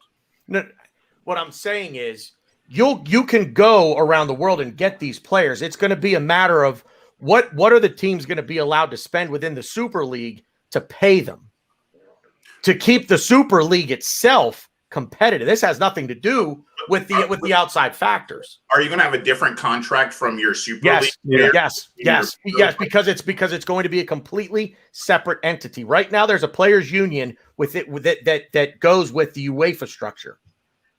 The players in this situation. This is a question. Yeah. And I mean, where does the PFA stand on this? In a sense, like they're getting paid twice, essentially, but in their regular league plus the Super League. I mean, and again, throwing excrement at the wall, seeing what sticks. Yeah. But and again, I'm crazy right now. I have so many different thoughts floating around in my head. But you could very well see 2 separate teams. You could very well see, a Manchester City team that only plays in the Super League because that's the contract and the union that they belong to, and there's no way to combine the two, where you say, okay, I have a team that plays in the Premier League, I have a team that plays in the Super League, because they're 2 separate players unions. Why would the players union? I hear what you're saying. I cannot possibly imagine that. But if UEFA is 100% against this, FIFA is 100% against this, and the contracts and the collective I don't necessarily know if it's collective bargaining, but the players union right now deals with UEFA. Now what you're saying is that every player now, not players that don't even play for teams in the Super League, you have to create a separate players union for the Super League. So the Super League, it's going to turn into the NFL, as we've been saying, where you have the Super League is the league. You have the players union that represents the players. There has to be a collective bargaining agreement between the two. Now, the players may very well come in like they do in Major League Baseball and say, you want a salary cap? Fuck you. But the money they'll be able to make within the Super League, the salary cap won't mean anything outside of it. It'll only apply to the Super League and those teams. But again, here's where you get in, and maybe I'm getting too detail oriented with this, but UEFA's against it. They're going to stand in the way of this thing being created because it goes in direct competition to what UEFA is trying to do. This is a direct competitor now. This is the WWE. We're witnessing a rebirth of the Monday Night Wars from professional wrestling. This is the WWE going toe-to-toe with WCW. Talk about separate podcasts that we need to have. Yeah, right. But this is what we're going to, and there's just no way to combine the two. As of right now, with as angry as UEFA and FIFA and the football associations of the different countries in Europe involved, as angry as they seem, where's the agreement? Where's the agreement, the overlap that says, yep, okay, we can do it this way, you can do it your way, and we'll do it over here this way. And I'm not smart enough to figure that out, but I just don't see, players union wise how they figure it out for both entities, meaning UEFA and the Super League. Perhaps my favorite comment so far, and it's come from one of the few people that are watching us on Periscope right now. Did somebody yell at me from my holy American perspective again? Because I love it. No, can't wait for All-Star Weekend 2024 in the Maldives. Love that. Absolutely love that. Dan Brazil. Trick shot competition. Let's go. Not a name I recognize from the chat frequently, but you're welcome anytime, man. That's hilarious. I mean, like literally the slam dunk. Like there's gonna be like a penalty, like a backwards penalty Rabona competition or something like that. Oh, there'll be like a long shot competition, a trick shot competition. Like, you'll see dudes up in the club levels of the stadiums. It'll be like off the manager's head, through midfield, off the goalkeeper's left hand, top post, nothing but net. Does this mean we get halftime shows? Probably. God. Are we literally trying to? And Aston, listen, I'm telling you right now, if there are halftime shows involved, sign me up. Wait. If Barcelona is in the final and Shakira is performing, does PK just run onto the stage in halftime? And I don't know how this. All I heard was Shakira, and now I'm thinking of Shakira and Jennifer Lopez from the halftime show in the Super Bowl a couple of years ago. Now I'm involved. Let's go. How many times out substitutions per quarter? It could be 4 quarters, right? Fulham game. There's going to be a penalty box. There's going to be we're going to create a new line where if you score behind that line, it's going to be 2 goals instead of 1. There's going to be a possession clause now. You know what they should have hired? Yes, they should have hired me. I could have figured this all out. Yeah, now you're getting excited about it because you see an opportunity for you. I got ideas out the wazoo. Let's go. F this podcast thing. I'm gonna plant. I went to a Fulham game. By the way, this portion of the podcast is called "Drive a Bunch of Old English People to Their Deaths." I went to a Fulham game when I was over in England on an Arsenal off day. I think it was Fulham, and it was the weekend that it was Fulham because the Jacksonville Jaguars football team was in town to play a game at Wembley. Jaguars owned by the same team by the same Khan family that owns Fulham. And at halftime of the Fulham game, I'm sitting there in this like 400-year-old classical stadium watching. My seats are actually below the ground level. It's like the throw-ins are 5 feet away from me. I'm watching the game that I love. And then at halftime, the Jacksonville Jaguars dance team comes on to the pitch. And I know Crystal Palace has the Eagle Girls or whatever, but that's like something they've been doing forever. But the dance team comes onto the pitch and does this performance that no one made a sound for. Like they were expecting something different than what they got. It was absolutely. You know what they needed. You know what they needed to do, Mike? Throw T-shirts. Mm-hmm. With the guns, no, T-shirt guns. It's like being at a college basketball game. Swing the T-shirt above your head and point at people up and say, "Yeah, you want it? No, you want it? Yeah, you want it? Come on, yeah." Yeah, and they tried. Well, they tried to bring the T-shirt guns in, but only in America can you have that. So, can I go back to Don Juan's comment here real quick? That Yank is looking for a spanking. Well, there, Don Juan. Let me tell you. He's not one to turn one down. I could tell you. Don't threaten me with a good time. Apologies for me on the Dr. Evil. Woo! $100. Thank you, Fun. Mike Hers, for letting me know. I actually took my eyes off the ball for a quick second. No problem. We're getting close to Hollywood Squares here. I just don't want to kick anybody out. And honestly, I'm sorry, Scott and Rob. I've been kind of changing the format as we go along. If you guys want to come back, please do. There's 2 squares. Then it'll be Hollywood Squares. But Dean, I don't know how you end up in the middle, but that's a very valuable position. Mike McDonald. Everybody Never mind. Everybody point. Does that make me Gilbert Gottfried? Absolutely. In my mind, You're like 2 squares away of having the most dysfunctional Brady Bunch cast right here. exactly. Well, Mike is someone who, you surely know from Twitter, from Gunnerstown, writes amazing blogs, does quizzes. The man knows and has been living and experiencing Arsenal for a long time. And we were messaging each other during the podcast, and I asked him to come on. We've covered a lot of various things, but mostly from kind of an American standpoint who understands from osmosis what the game means to those who have lived it for their entire lives. The floor is open to you, Mike, on your thoughts on this. For all I know, we haven't really talked too much about it. For all I know, you think this is a great idea. So let's go. Yeah. I don't know. I've only seen the last 15 minutes, so I'm not sure what you guys have discussed, so excuse me for that. And I was at a meeting as well, so I don't know that I know everything. In the last couple of hours, I haven't been online, so anyway, I have scattered thoughts. This feels like one of those seismic, almost like where were you when Michael Jackson died? All those I was on an ice rink. I was on an ice rink with my young then daughter during like a season ticket holder skate for the Washington Capitals. So my point is, you're right, because I remember exactly where I was at the time. Yeah. This is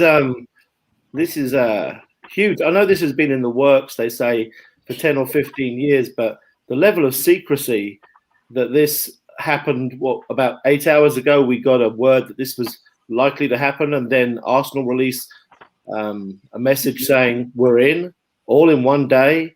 I think this is, it almost feels like it's not real. I can't quite wrap my head around how this has all happened, and we weren't aware. And I think fans, honestly, Mike, have a tipping point. We've all been living different varieties of a weird life the last year, and a lot of people are living somewhat on the edge. I'm fine personally, but I know a lot of people feel that way. And so I think the reactions on Twitter that I'm seeing, a lot of extreme reactions, I think a lot of them aren't just your usual extreme reactions. I think a lot of people are really, really, truly upset, even though this thing hasn't started and we don't really know what it means. And I think the club's going to have to be super, super careful, because I think everybody has a tipping point, especially when other parts of their life are not going the way that they should. So I just have a couple of random thoughts here. For this to happen, the fans have to watch. I'm not so sure that these clubs or these people involved are interested in what the fan in the stadium is going to look like, or even if that's going to be a thing. I think it's taught them, this pandemic, that the fan on TV is more important than the stadium, and that's super sad. We all get that, but and so they need people to tune in on TV. And so here's the thing, right? Let's just pretend Super League starts tomorrow, Barcelona versus Juventus. Big game. I've seen Barcelona play Juventus for 15, 20 years. And sometimes I watch and sometimes I don't. And unless there's a new host of mega clubs that have been hiding in the closet that they're going to bring out and say, look, these guys are even better. You've never seen them. I don't know how this becomes more attractive to me to tune in. And you've upset me. You've really, really upset me, because you've taken a whole bunch of things away from me that I really liked, particularly as a Brit. I'll talk about the relegation and the earning of your place rather than maybe more the American system where you just get it no matter what. So I'm not so sure that this is going to work for them. And I don't know. And the fact also that the fans have not been given a chance to offer any form of feedback or opinion. It was just 8 hours ago, hey, this is coming. Bingo, it's happened. And here we are, and we're in. Arsenal are officially in. And I don't know when this thing starts. I don't know if you guys know when this thing starts or. I don't think they know when it starts. They said as soon as practically possible. What does that mean? This summer is what they're saying now. It went from 2024 to this summer. I'm planning on practically- Christy. I'm planning on banging Christy Turlington as soon as practically possible. So, Well, the practically possible piece was actually with them talking about. I'm not. They're gonna. By the way, I'm happily married. I was just kidding. I have one more thought. They're going to create watching. a women's competition as Can I well, share this and one more that's. thought? Yeah, Mike. Yeah, just real quick, and then I'll shut up. I've already written Arsenal's statement for them as to, you know, after the backlash and people have got super angry in the protests and everything that's going to happen. I know what Arsenal's going to say. It's going to be a version of they felt that they had no choice and it was either this or we're going to have to start selling some of our young players. And they know how we feel about our young players. And that Arsenal were low on cash. They were going to struggle. And this is truth. I'm sure, you know, Arsenal are not doing so well financially and they're going to make us feel guilty and that we had no choice. It was like sell Saka and Martinelli or go join the Super League. And to the extent that if we were to play the moral card and not go along with it, and we all know that Kroenke was behind it. It isn't even that he got talked into doing it. He was the bully telling the other. He was one of the pack of bullies telling the other kids that, you know, join, you know, be with us or you're with us or you're against us. But just hypothetically speaking, if this happened without us because it was more based on merit and size rather than just size of fan base, do you think that explanation that I think you're absolutely right that they're going to come out with actually has some merit to it? Like our club would have become a shell of, you know, would have become what it was in the mid 90s, or I'm sorry, mid 70s, mid 80s if we didn't take this step. No, I don't think so. I think it's an excuse. And I think it's one that a lot of fans will go for. They'll believe and it will touch their heart and they don't want to lose our future, our hope, which are these young players who look like they could all become elite, not just one of them. There's about 3 or 4 of them that could become elite world players. And they're going to use that. I know they will. Well, I don't think you're wrong about that. Darren's in the house. Welcome back, Darren. It's good to see you again. Good to see you guys. What is it, 2:30 in the morning? Yep.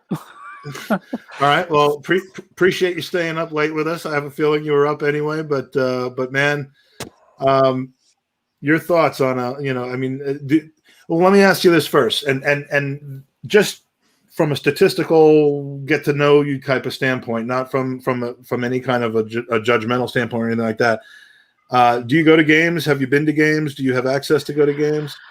I haven't actually been to an Arsenal game ever. Hopefully this year or next year it'll be my first time going. So we'll see. It might be easier to get to games now, I guess, in a couple of years. Yeah. But all right, but you know, I know that you are a massive supporter of the team. So tell us, you know, we'll just start off with this. Tell us how you're feeling about this announcement. I'm sort of with everyone else really on this one. It's I'm not sure what to think at the minute, so I'm sort of going by what everyone else is saying. Taking some time to digest the all the logistics of it, you know, and yeah, that's the smart move, you know, and that's the wait to worry part of it. But then the podcaster in me was like, well, we got to get on and you know, just crowdsource ideas. I want to, you know, hear some perspectives because my mind is open about this. It's completely open about this, and the type of thing that helps to me make up my mind. I don't have to say I've got to, you know, I'm just going to put my stake in the ground. Here's my opinion, and that's my opinion going forward. My opinion is formed by those who have different perspectives and experiences than me. So, by all means, you know, we want to hear them. Real Giannis, thank you, man. That was a downgrade. We went from the Real Giannis, a super chat, to Stan the motherfucker. Wow. No, I'm just kidding. Stan. Wow. I love, you know, I like Stan. Raider fan, you loser. Now, Giannis, important question. Does a sporting franchise have a soul? I'm a Bucks fan, as per the name, and was a Raiders fan. Want to know your perspectives. A sporting franchise has history Yeah, I don't know that they have a soul. I think, and some Boston have more Celtics. history than souls, but Can I no one wants a football club to be a franchise. Tanner, what do you think? I was just gonna. I mean, again, American, but it's just different because you have to remember where these football clubs started. And if you've ever been through the club level at the Emirates Stadium, and I swear to God, Mike, I'd make out with you, Mike. Yeah, which one? Both of you at the same time. There are He has signs. two tongues. That's weird. But anyway, another podcast for another time. If you walk through the club level, I'm at writing the Emirates down new Stadium, podcasts. What we're doing. they almost look like street signs, almost like speed limit signs. And I'm not going to sit here and go through all of them, but basically, it very, very quickly and succinctly gives you a brief history of how Arsenal Football Club got its start. And in 1886, a group of men met at the Royal Oak in Kent. The rest is kind of history. Blah blah blah. I'd love to have these signs up in my studio here, if you will. But at any rate, football clubs in Europe started. They're very grassroots efforts, and that's how they started. American clubs didn't start like that. American clubs started with a lot of money, and just I'm in Pittsburgh, Pennsylvania. The Pittsburgh Steelers, a very famous, NFL franchise, of which I'm not a fan, but that franchise started with gambling money won by their original owner at a horse track. Because it costs $45 to get into. Can I actually jump in on this part? Yeah. I think what he's talking about, and I've thought about this a lot. One of the things that makes European football and I think American college sports very similar is the very parochial nature of it. And that's brilliant. It is much more geographically rooted. Anybody who's walked by Highbury, it is part of the neighborhood. I live walking distance from Wrigley Field. Now that's not, as you point out, baseball is certainly not the same way, but it's a part of the neighborhood. And there is like I said, a parochial identity that people are very closely bonded with. However, I will say, and you look at American college sports, where you've had like the expansion of the Big Ten out of what's traditionally Big Ten territory, just as a money grab to get on cable TV in New York and DC. Okay. Once the technology was there for any game in the world to be consumed by anybody in the world, and Mike, for you and I to knock back pints in multiple cities on this side of the pond to watch the Arsenal, sports are no more immune from globalization than anything else. And that dilution of the parochial nature of it, while I would agree that it's a loss, and I understand the hand-wringing over it among the local fans now, this is one where you can either, jump on the train or lie in front of it. So this is where I'm going to go ahead and I think I get to talk about soul here on this podcast a little bit. But I want to point out that as an American, are you pulling the soul card? Yeah, I can talk about soul. Well played, Evan. Well played. No, but as an American, I could have picked any club. I picked Arsenal because of our heritage, because that colloquial nature creates a larger kind of a larger feeling that pervades throughout the club. We are a club of class. There's a reason why we make fun of Tottenham as shit, or Chelsea or Man City or plastics, or there's a reason why we respect Liverpool, and there's a reason why we respect Man United and not the other ones. And that's because we do have a soul. We do things classy. We do things the right way. I think one of the biggest parts for me, I know this had a lot to do with a cult of personality around Wenger, but that was another thing. Wenger always acted with class. And so it does feel dirty kind of doing this. And I want to point this out. If Kroenke wasn't the guy instigating it, if it wasn't a league that had 12 founders that were always going to be in like a cheap way to get in, I don't think we would be here complaining or having this much outrage. But the fact that we didn't even mention that, the fact that nobody publicly said anything, nothing, that kind of feels lame. That's all. Can I just real quick? I didn't know that I could do this. Can I just real quick quote Dennis Bergkamp? Yeah, please do. when you start supporting a football club, you don't support it because of the trophies or a player or a history. You support it because you found yourself somewhere there, found a place where you belong. Well, and I could I'll top that off with with the famous one from Pat Rice and David Rocastle. This is more about players, but what was I just tried to find it. Remember who you are, what you are, and who you represent. That's not word for word, but Ryan's going to kill me tomorrow night when we have him on the podcast for trying to quote it and then not getting it right. But the club soul is important, and I am so caught in between the, this is kind of where we are in the world, and the indignance of this is my club. What are you doing to it? You nasty, awful, horrible American manager or owner. And so, Stan, we want to bring you into this conversation as well. I am sure that you have some strong thoughts on this, and I have a feeling I know what they are, but I want you to tell. Listen, before I say what I've got to say, I just want to listen. It's about like, what is it? It's like it's not even 7 o'clock here in Vancouver. I watched today's game on like a bit of a replay. Right, I didn't get up at 5:30. I watched it on a bit of a replay, and I went downtown because it's lovely weather here. My mate Mike, and I started seeing all these texts coming through about Arsenal.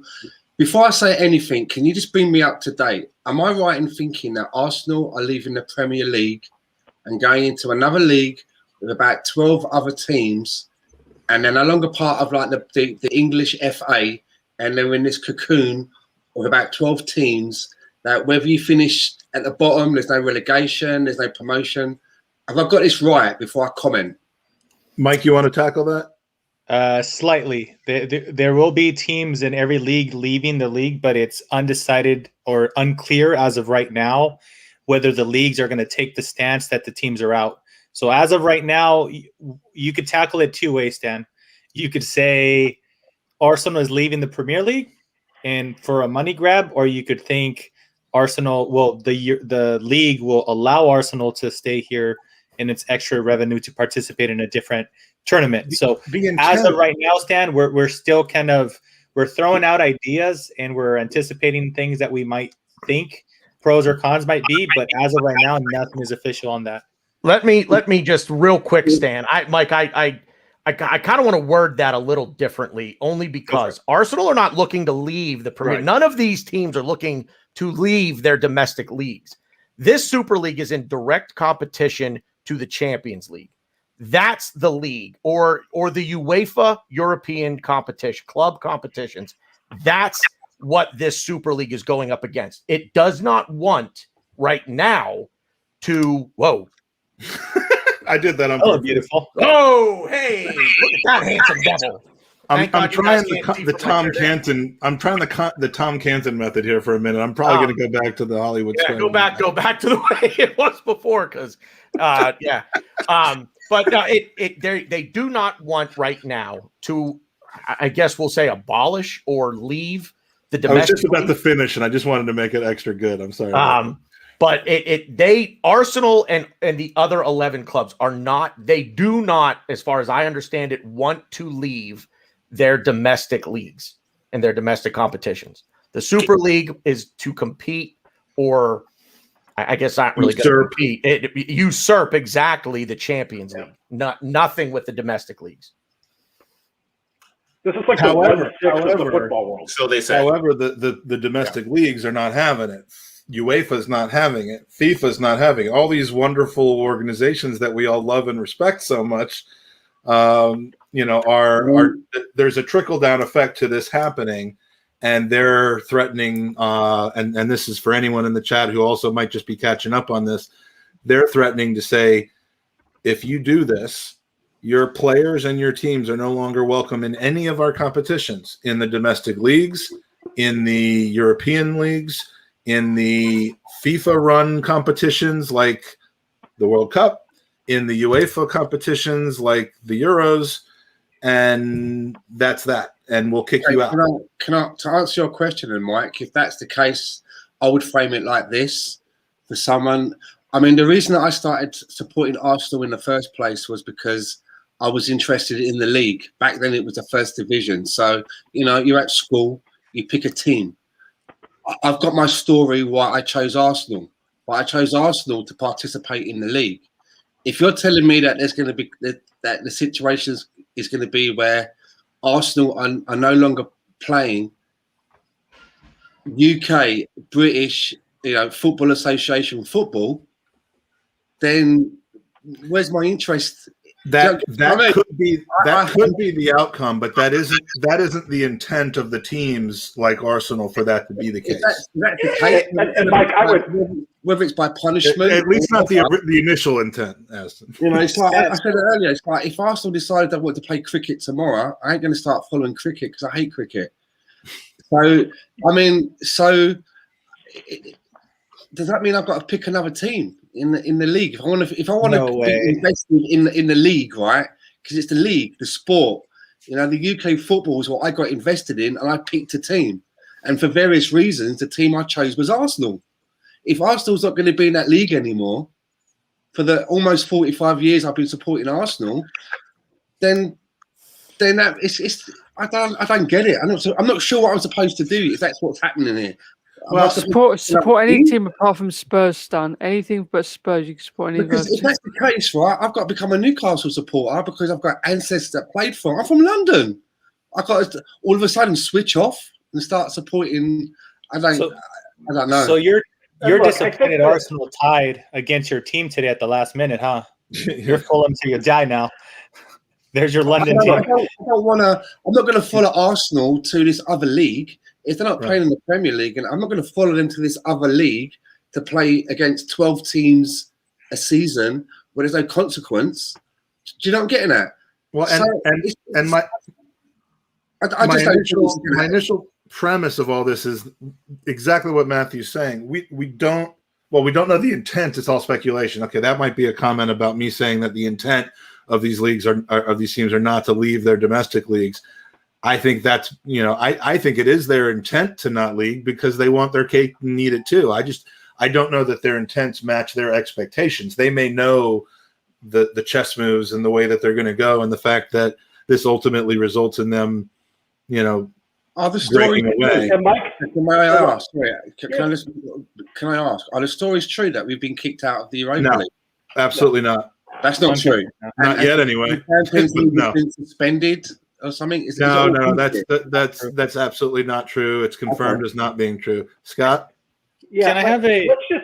Go for it. Let's just zoom out a bit to what this practically is. Okay, the Super League is Champions League on steroids. Okay, and what it's going to do is, right now, when the clubs get like 40, 50 million pounds for making Champions League, okay, this is going to dwarf that. It's going to increase the gulf between the haves and the have-nots in the domestic leagues. And it's going to help clubs like Arsenal and Tottenham and Liverpool a lot more than the clubs that already have a sugar daddy and can buy what they want. This is why the domestic leagues are threatening to kick teams out, because it's further imbalancing the competition. What they're trying to do here in making these threats is saying,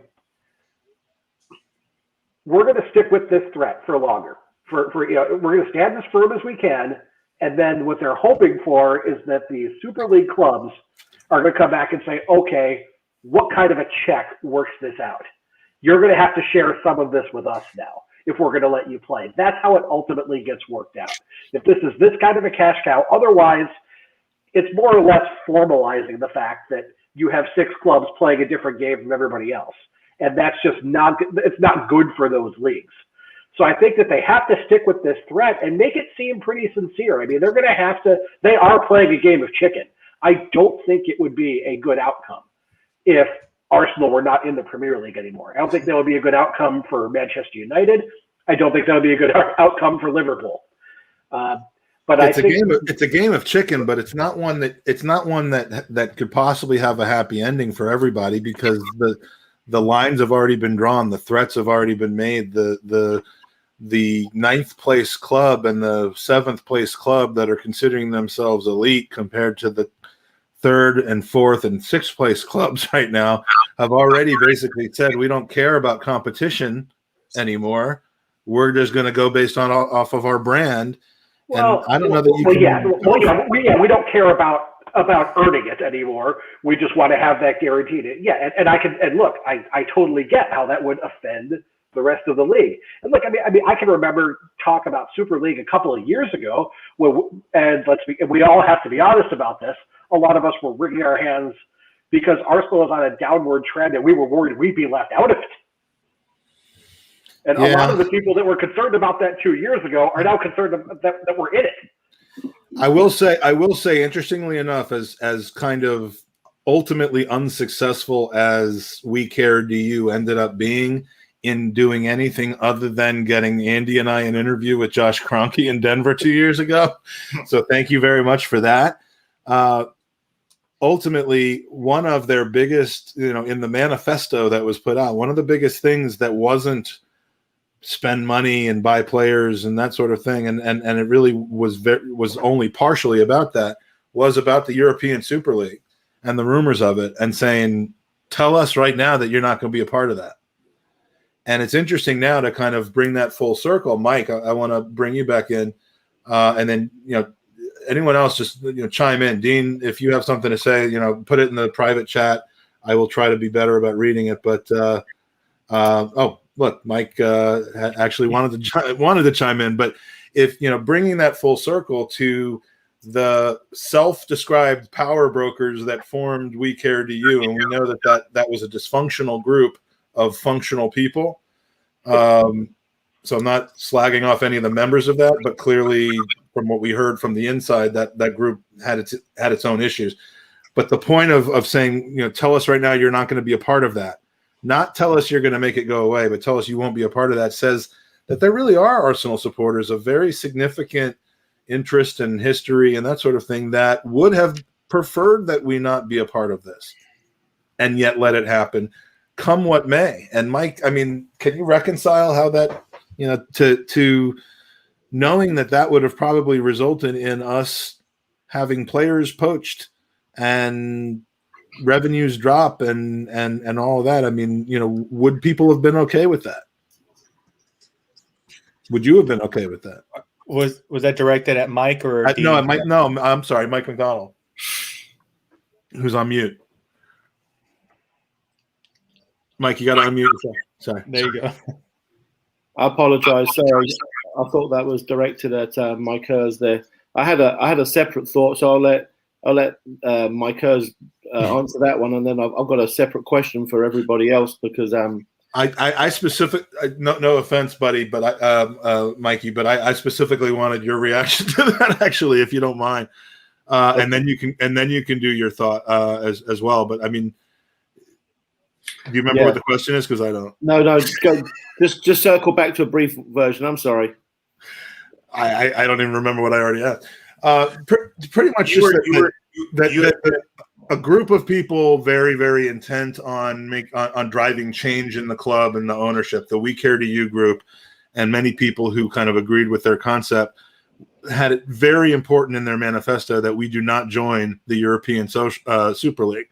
Not that it didn't happen, but that if it did happen, we wouldn't join it. They wanted the club to address that, which they never ever did. So how do you reconcile that with, we want to be more competitive. We don't want ESR. We don't want Saka to be poached away from our team to go to one of those 15 to 20 league teams in the Super League. Is it soul or is it competitiveness? And is there a way to have both? Well, I always think that the best thing that any sports institution can do is include your fans and tell them that you can't promise them that you're going to go with their thought process. But I just feel like they intentionally haven't included the fan base, even though, like you said, the We Care DU asked to be included. And so you just turn the temperature up so hot when these people who are the lifeblood of your club don't even know that this is happening, and then it happens and then it's announced. I think you've just tipped people over the edge, like I said earlier. And so I think that the lack of communication is going to have a really strong knock-on effect. And I don't think the club is probably even ready for what's about to happen. And that what We Care Do You group, I guess I was a part of that in some regard. There's a lot of very, very influential people as a part of that, far more influential than me for sure. I mean, you're talking about people that, the most popular podcasters in the Arsenal community and in the world of sport, in fact, because Arsenal is such a... Our invite got lost in the post, but yeah, I know the people that were involved in it, and that's why I tried to make a distinction between the fact that those people aren't dysfunctional, but apparently the group itself was.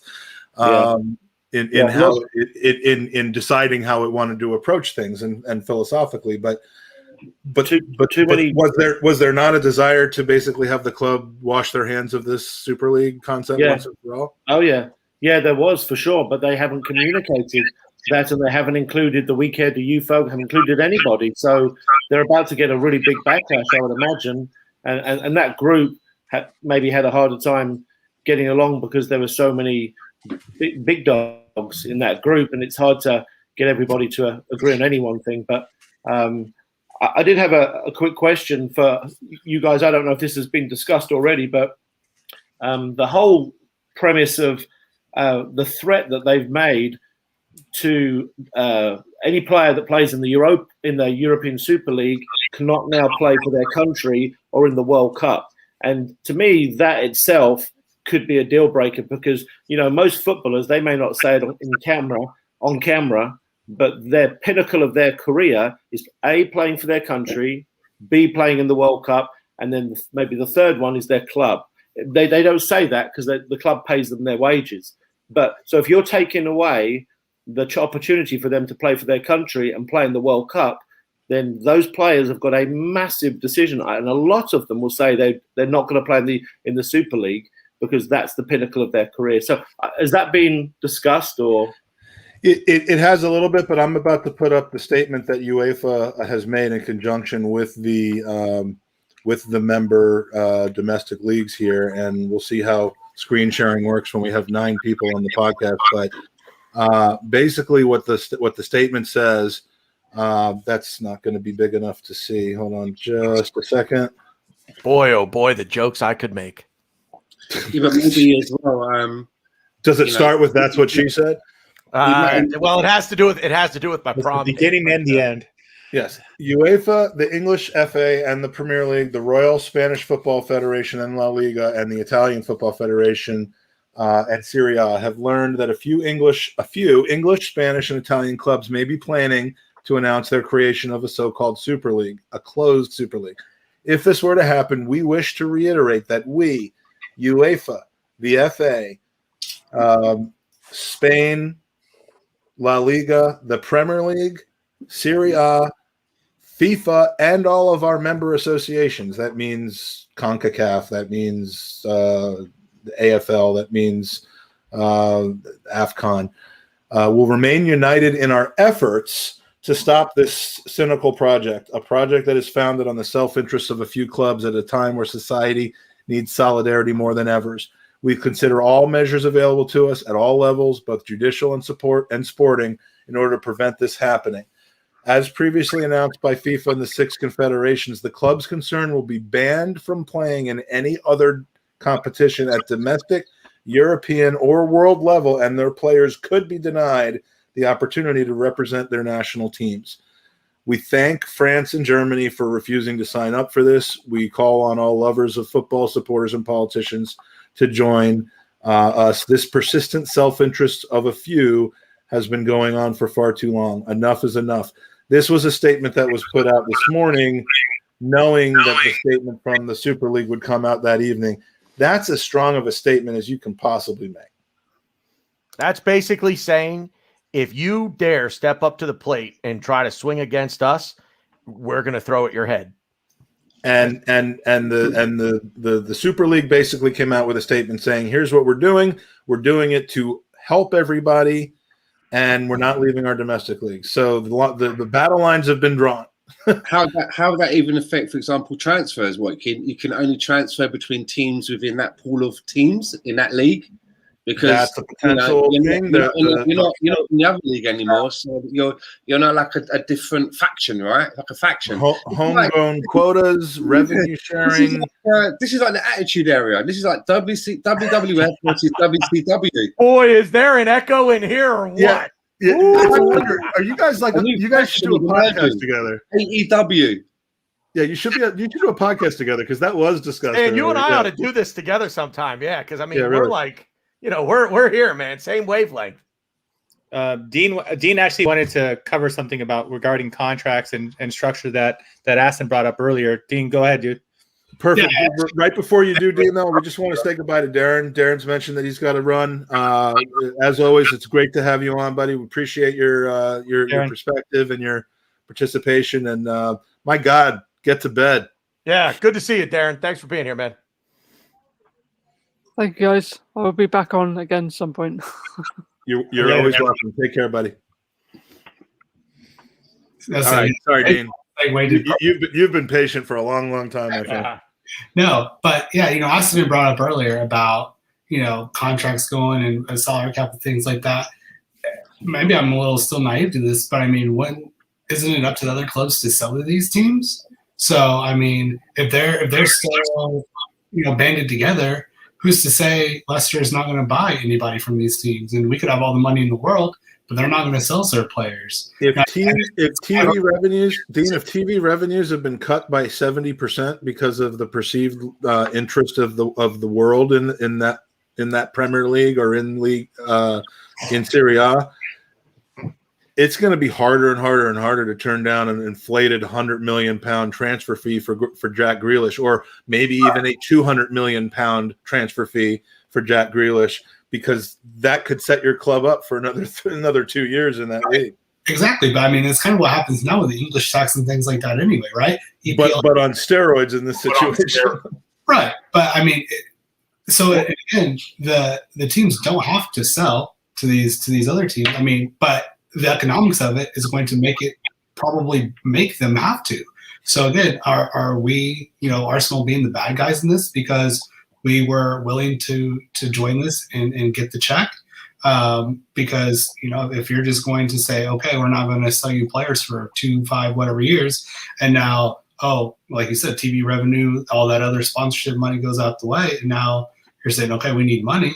Well, guess who has money? We have the money. So, I mean, I guess that kind of makes us, the bad guys in a way, but it's, I feel like it's all going to work out in a way that these teams are gesturing and posturing now of, we're all going to be banded together, but money drives it all, and it's going to, impact, and they're going to have to work with us, like we were saying, transfers between just Super League teams and things like that, salary caps. The other thing with the players' contracts, that Tanner brought up in terms of, different ones in Super League and things like that, image rights would be a huge thing as well, right? A lot of the players, at least the big ones, already own their own image rights and get their money directly off of that. So, that could be something to where the Super League contracts are just based totally off of image rights and the money you can make marketing that, and then like Juventus already has a deal where they're not called Juventus on the FIFA video on the EA Sports game because of something like that.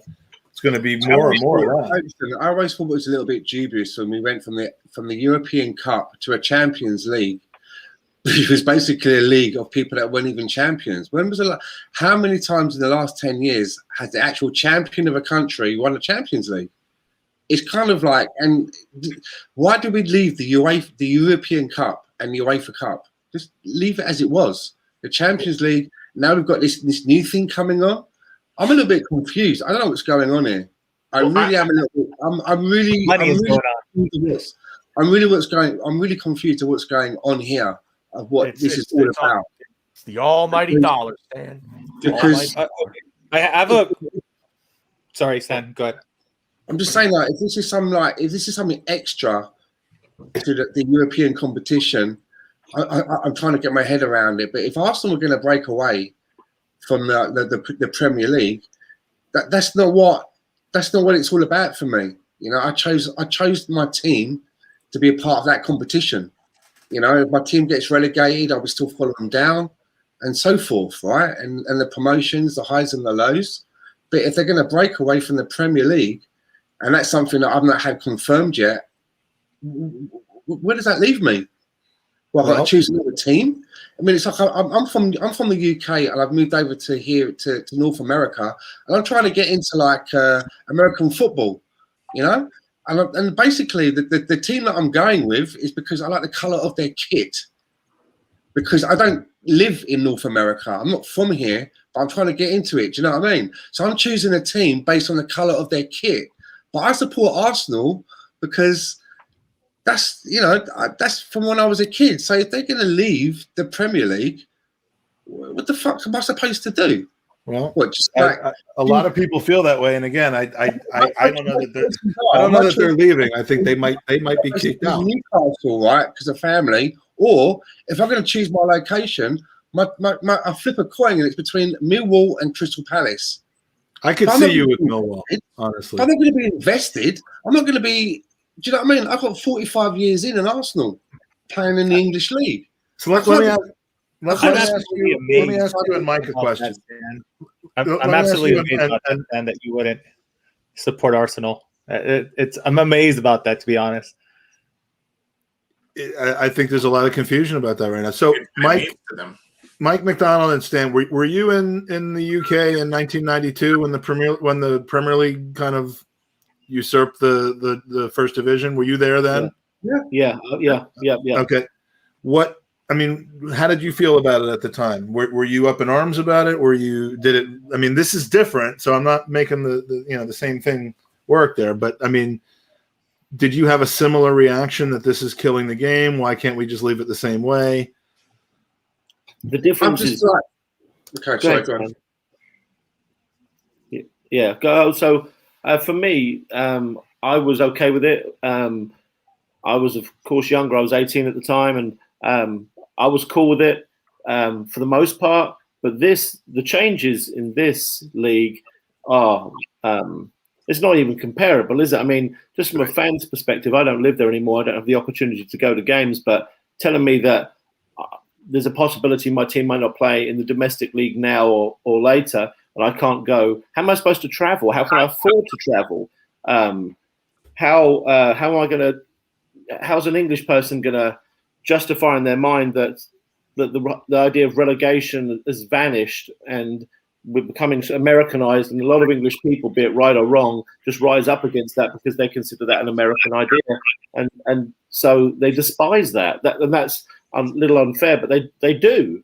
And there's just so many pieces. I don't even know where to start. Again, my head is just spinning. I've just read a quote on Twitter from Jurgen Klopp, who was talking about a couple of years ago not wanting to have a Super League because he says, who wants to see, for example, Liverpool play Real Madrid every single year? It's going to take that specialty out of the situation. Yeah,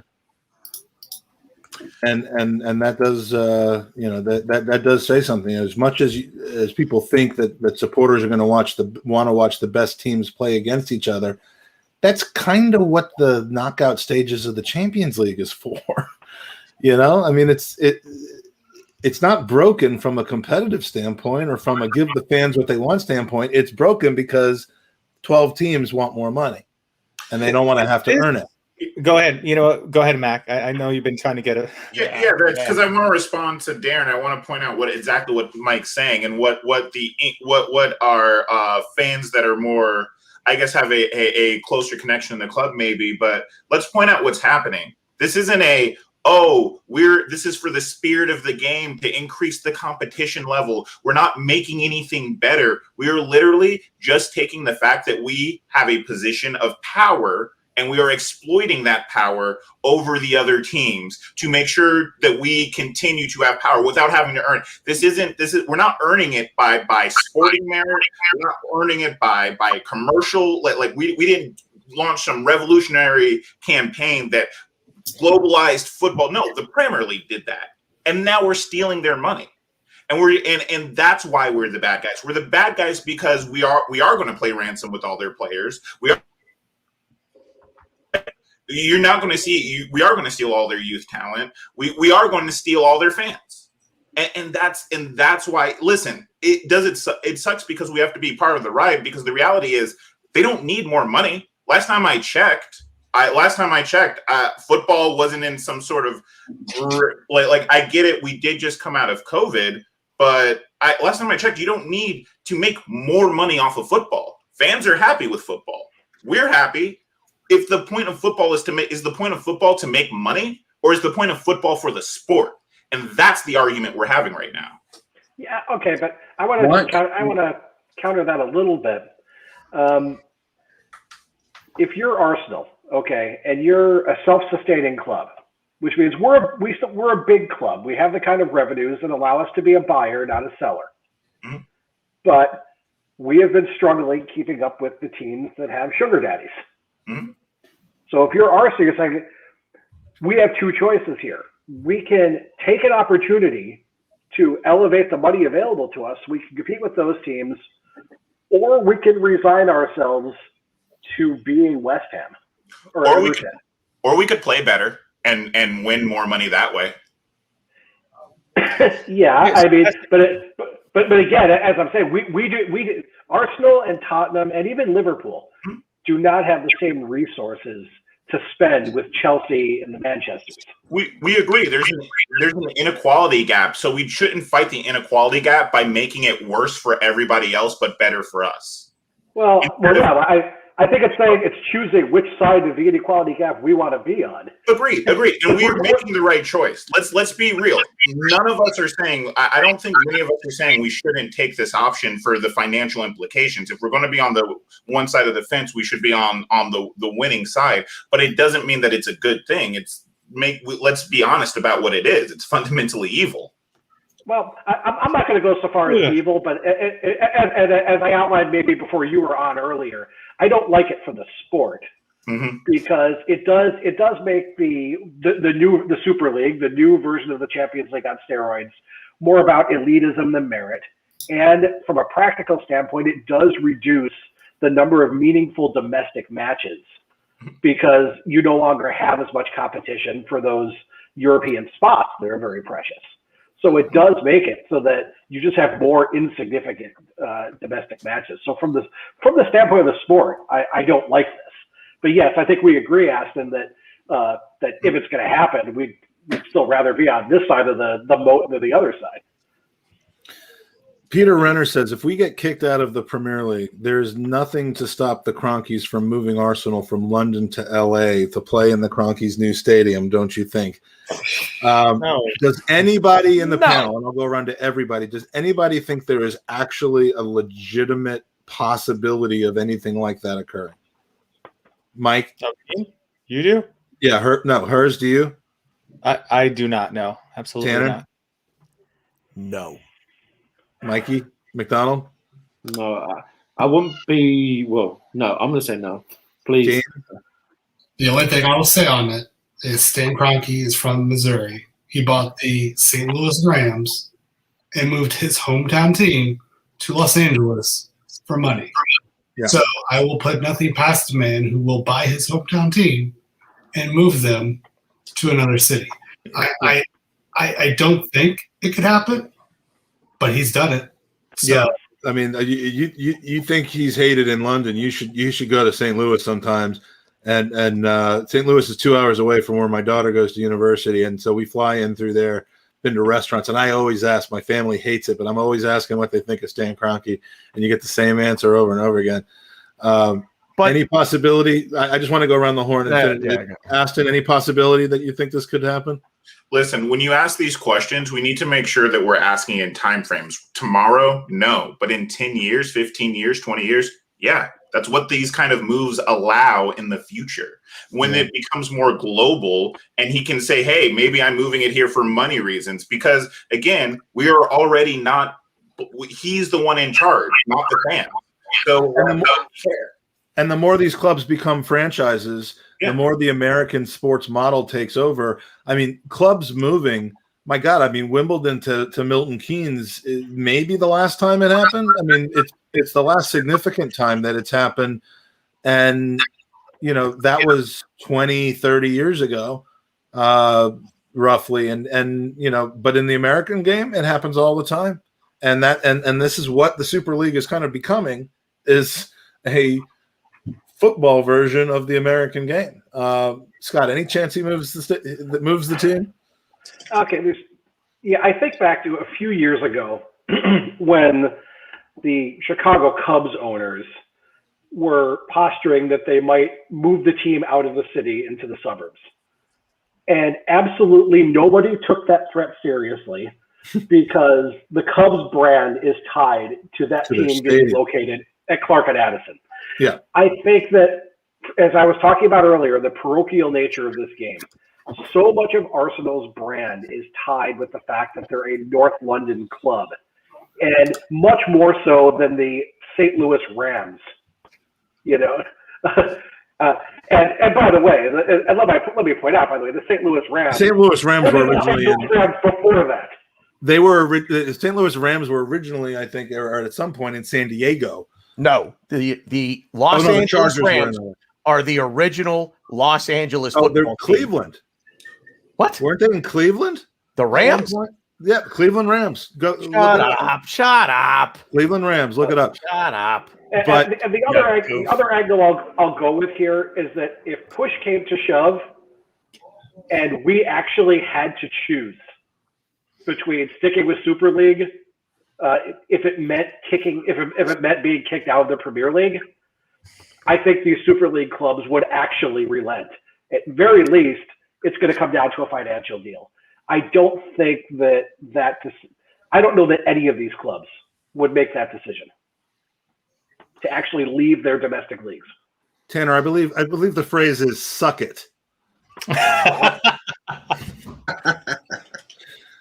There's one thing I know. I couldn't care less. I said they were the original. I said they were the original Los Angeles football team. By the way. Okay, but you also rubbished the fact that they were over in Cleveland. You just wanted to say rubbished. They were founded in Cleveland. I can't stand the NFL now, but when I was a dorky kid, before I became a dorky adult, all I did was read books about the founding of the NFL and all that. So don't at me. Whatever I'll that at means. you. Don't at me. All right. So did you have a separate point about? Yeah, I know. I was trying to avoid that. Stan, can he move the team? Hey, if they're in LA, you can go and watch them. Not that far from Vancouver to LA, right? Are you in favor? This is a whole different. Are you still conscious?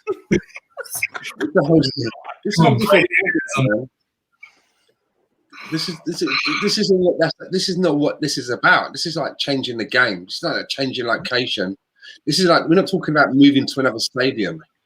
We are actually talking about that at the moment. We're talking about leaving the league and moving to maybe doing something else. And it's not what I signed up for. Yeah. I want to watch. I want to support a team in the league, right? Would that team potentially be Newcastle? I'm seriously confused about what this is all about. Yeah, no, I know, mate. That hurts. All right, I think we're getting close to the end of the line here. And believe me, I did not expect to be on for 2.5 hours. I didn't expect to be on until 3:30 in the morning UK time. And there are most certainly people. The people that are tuned into this chat right now are the guys that you guys draw on Tuesday nights because they're up until all hours of the morning. So the Real, I just called him Real Giannis. The Super League thing is getting me. He's the Real Giannis right here. Real Giannis. But everybody, oh my God, this is rare, Mikey. John agrees with me. No, they all ganged up on me, dude. Just keep on going down. Everybody just after John sicked them on me. Everybody just chimed in. Everybody. What did you even say that I was right about and that you were wrong about? It's just I haven't been able to say Arteta, and that's what they call me for. So that's all it is. They're upset. They're outraged that we haven't spoken about our manager yet. That's give the people what they want is what I always say. So yeah. All right. Well, Go for it, dude.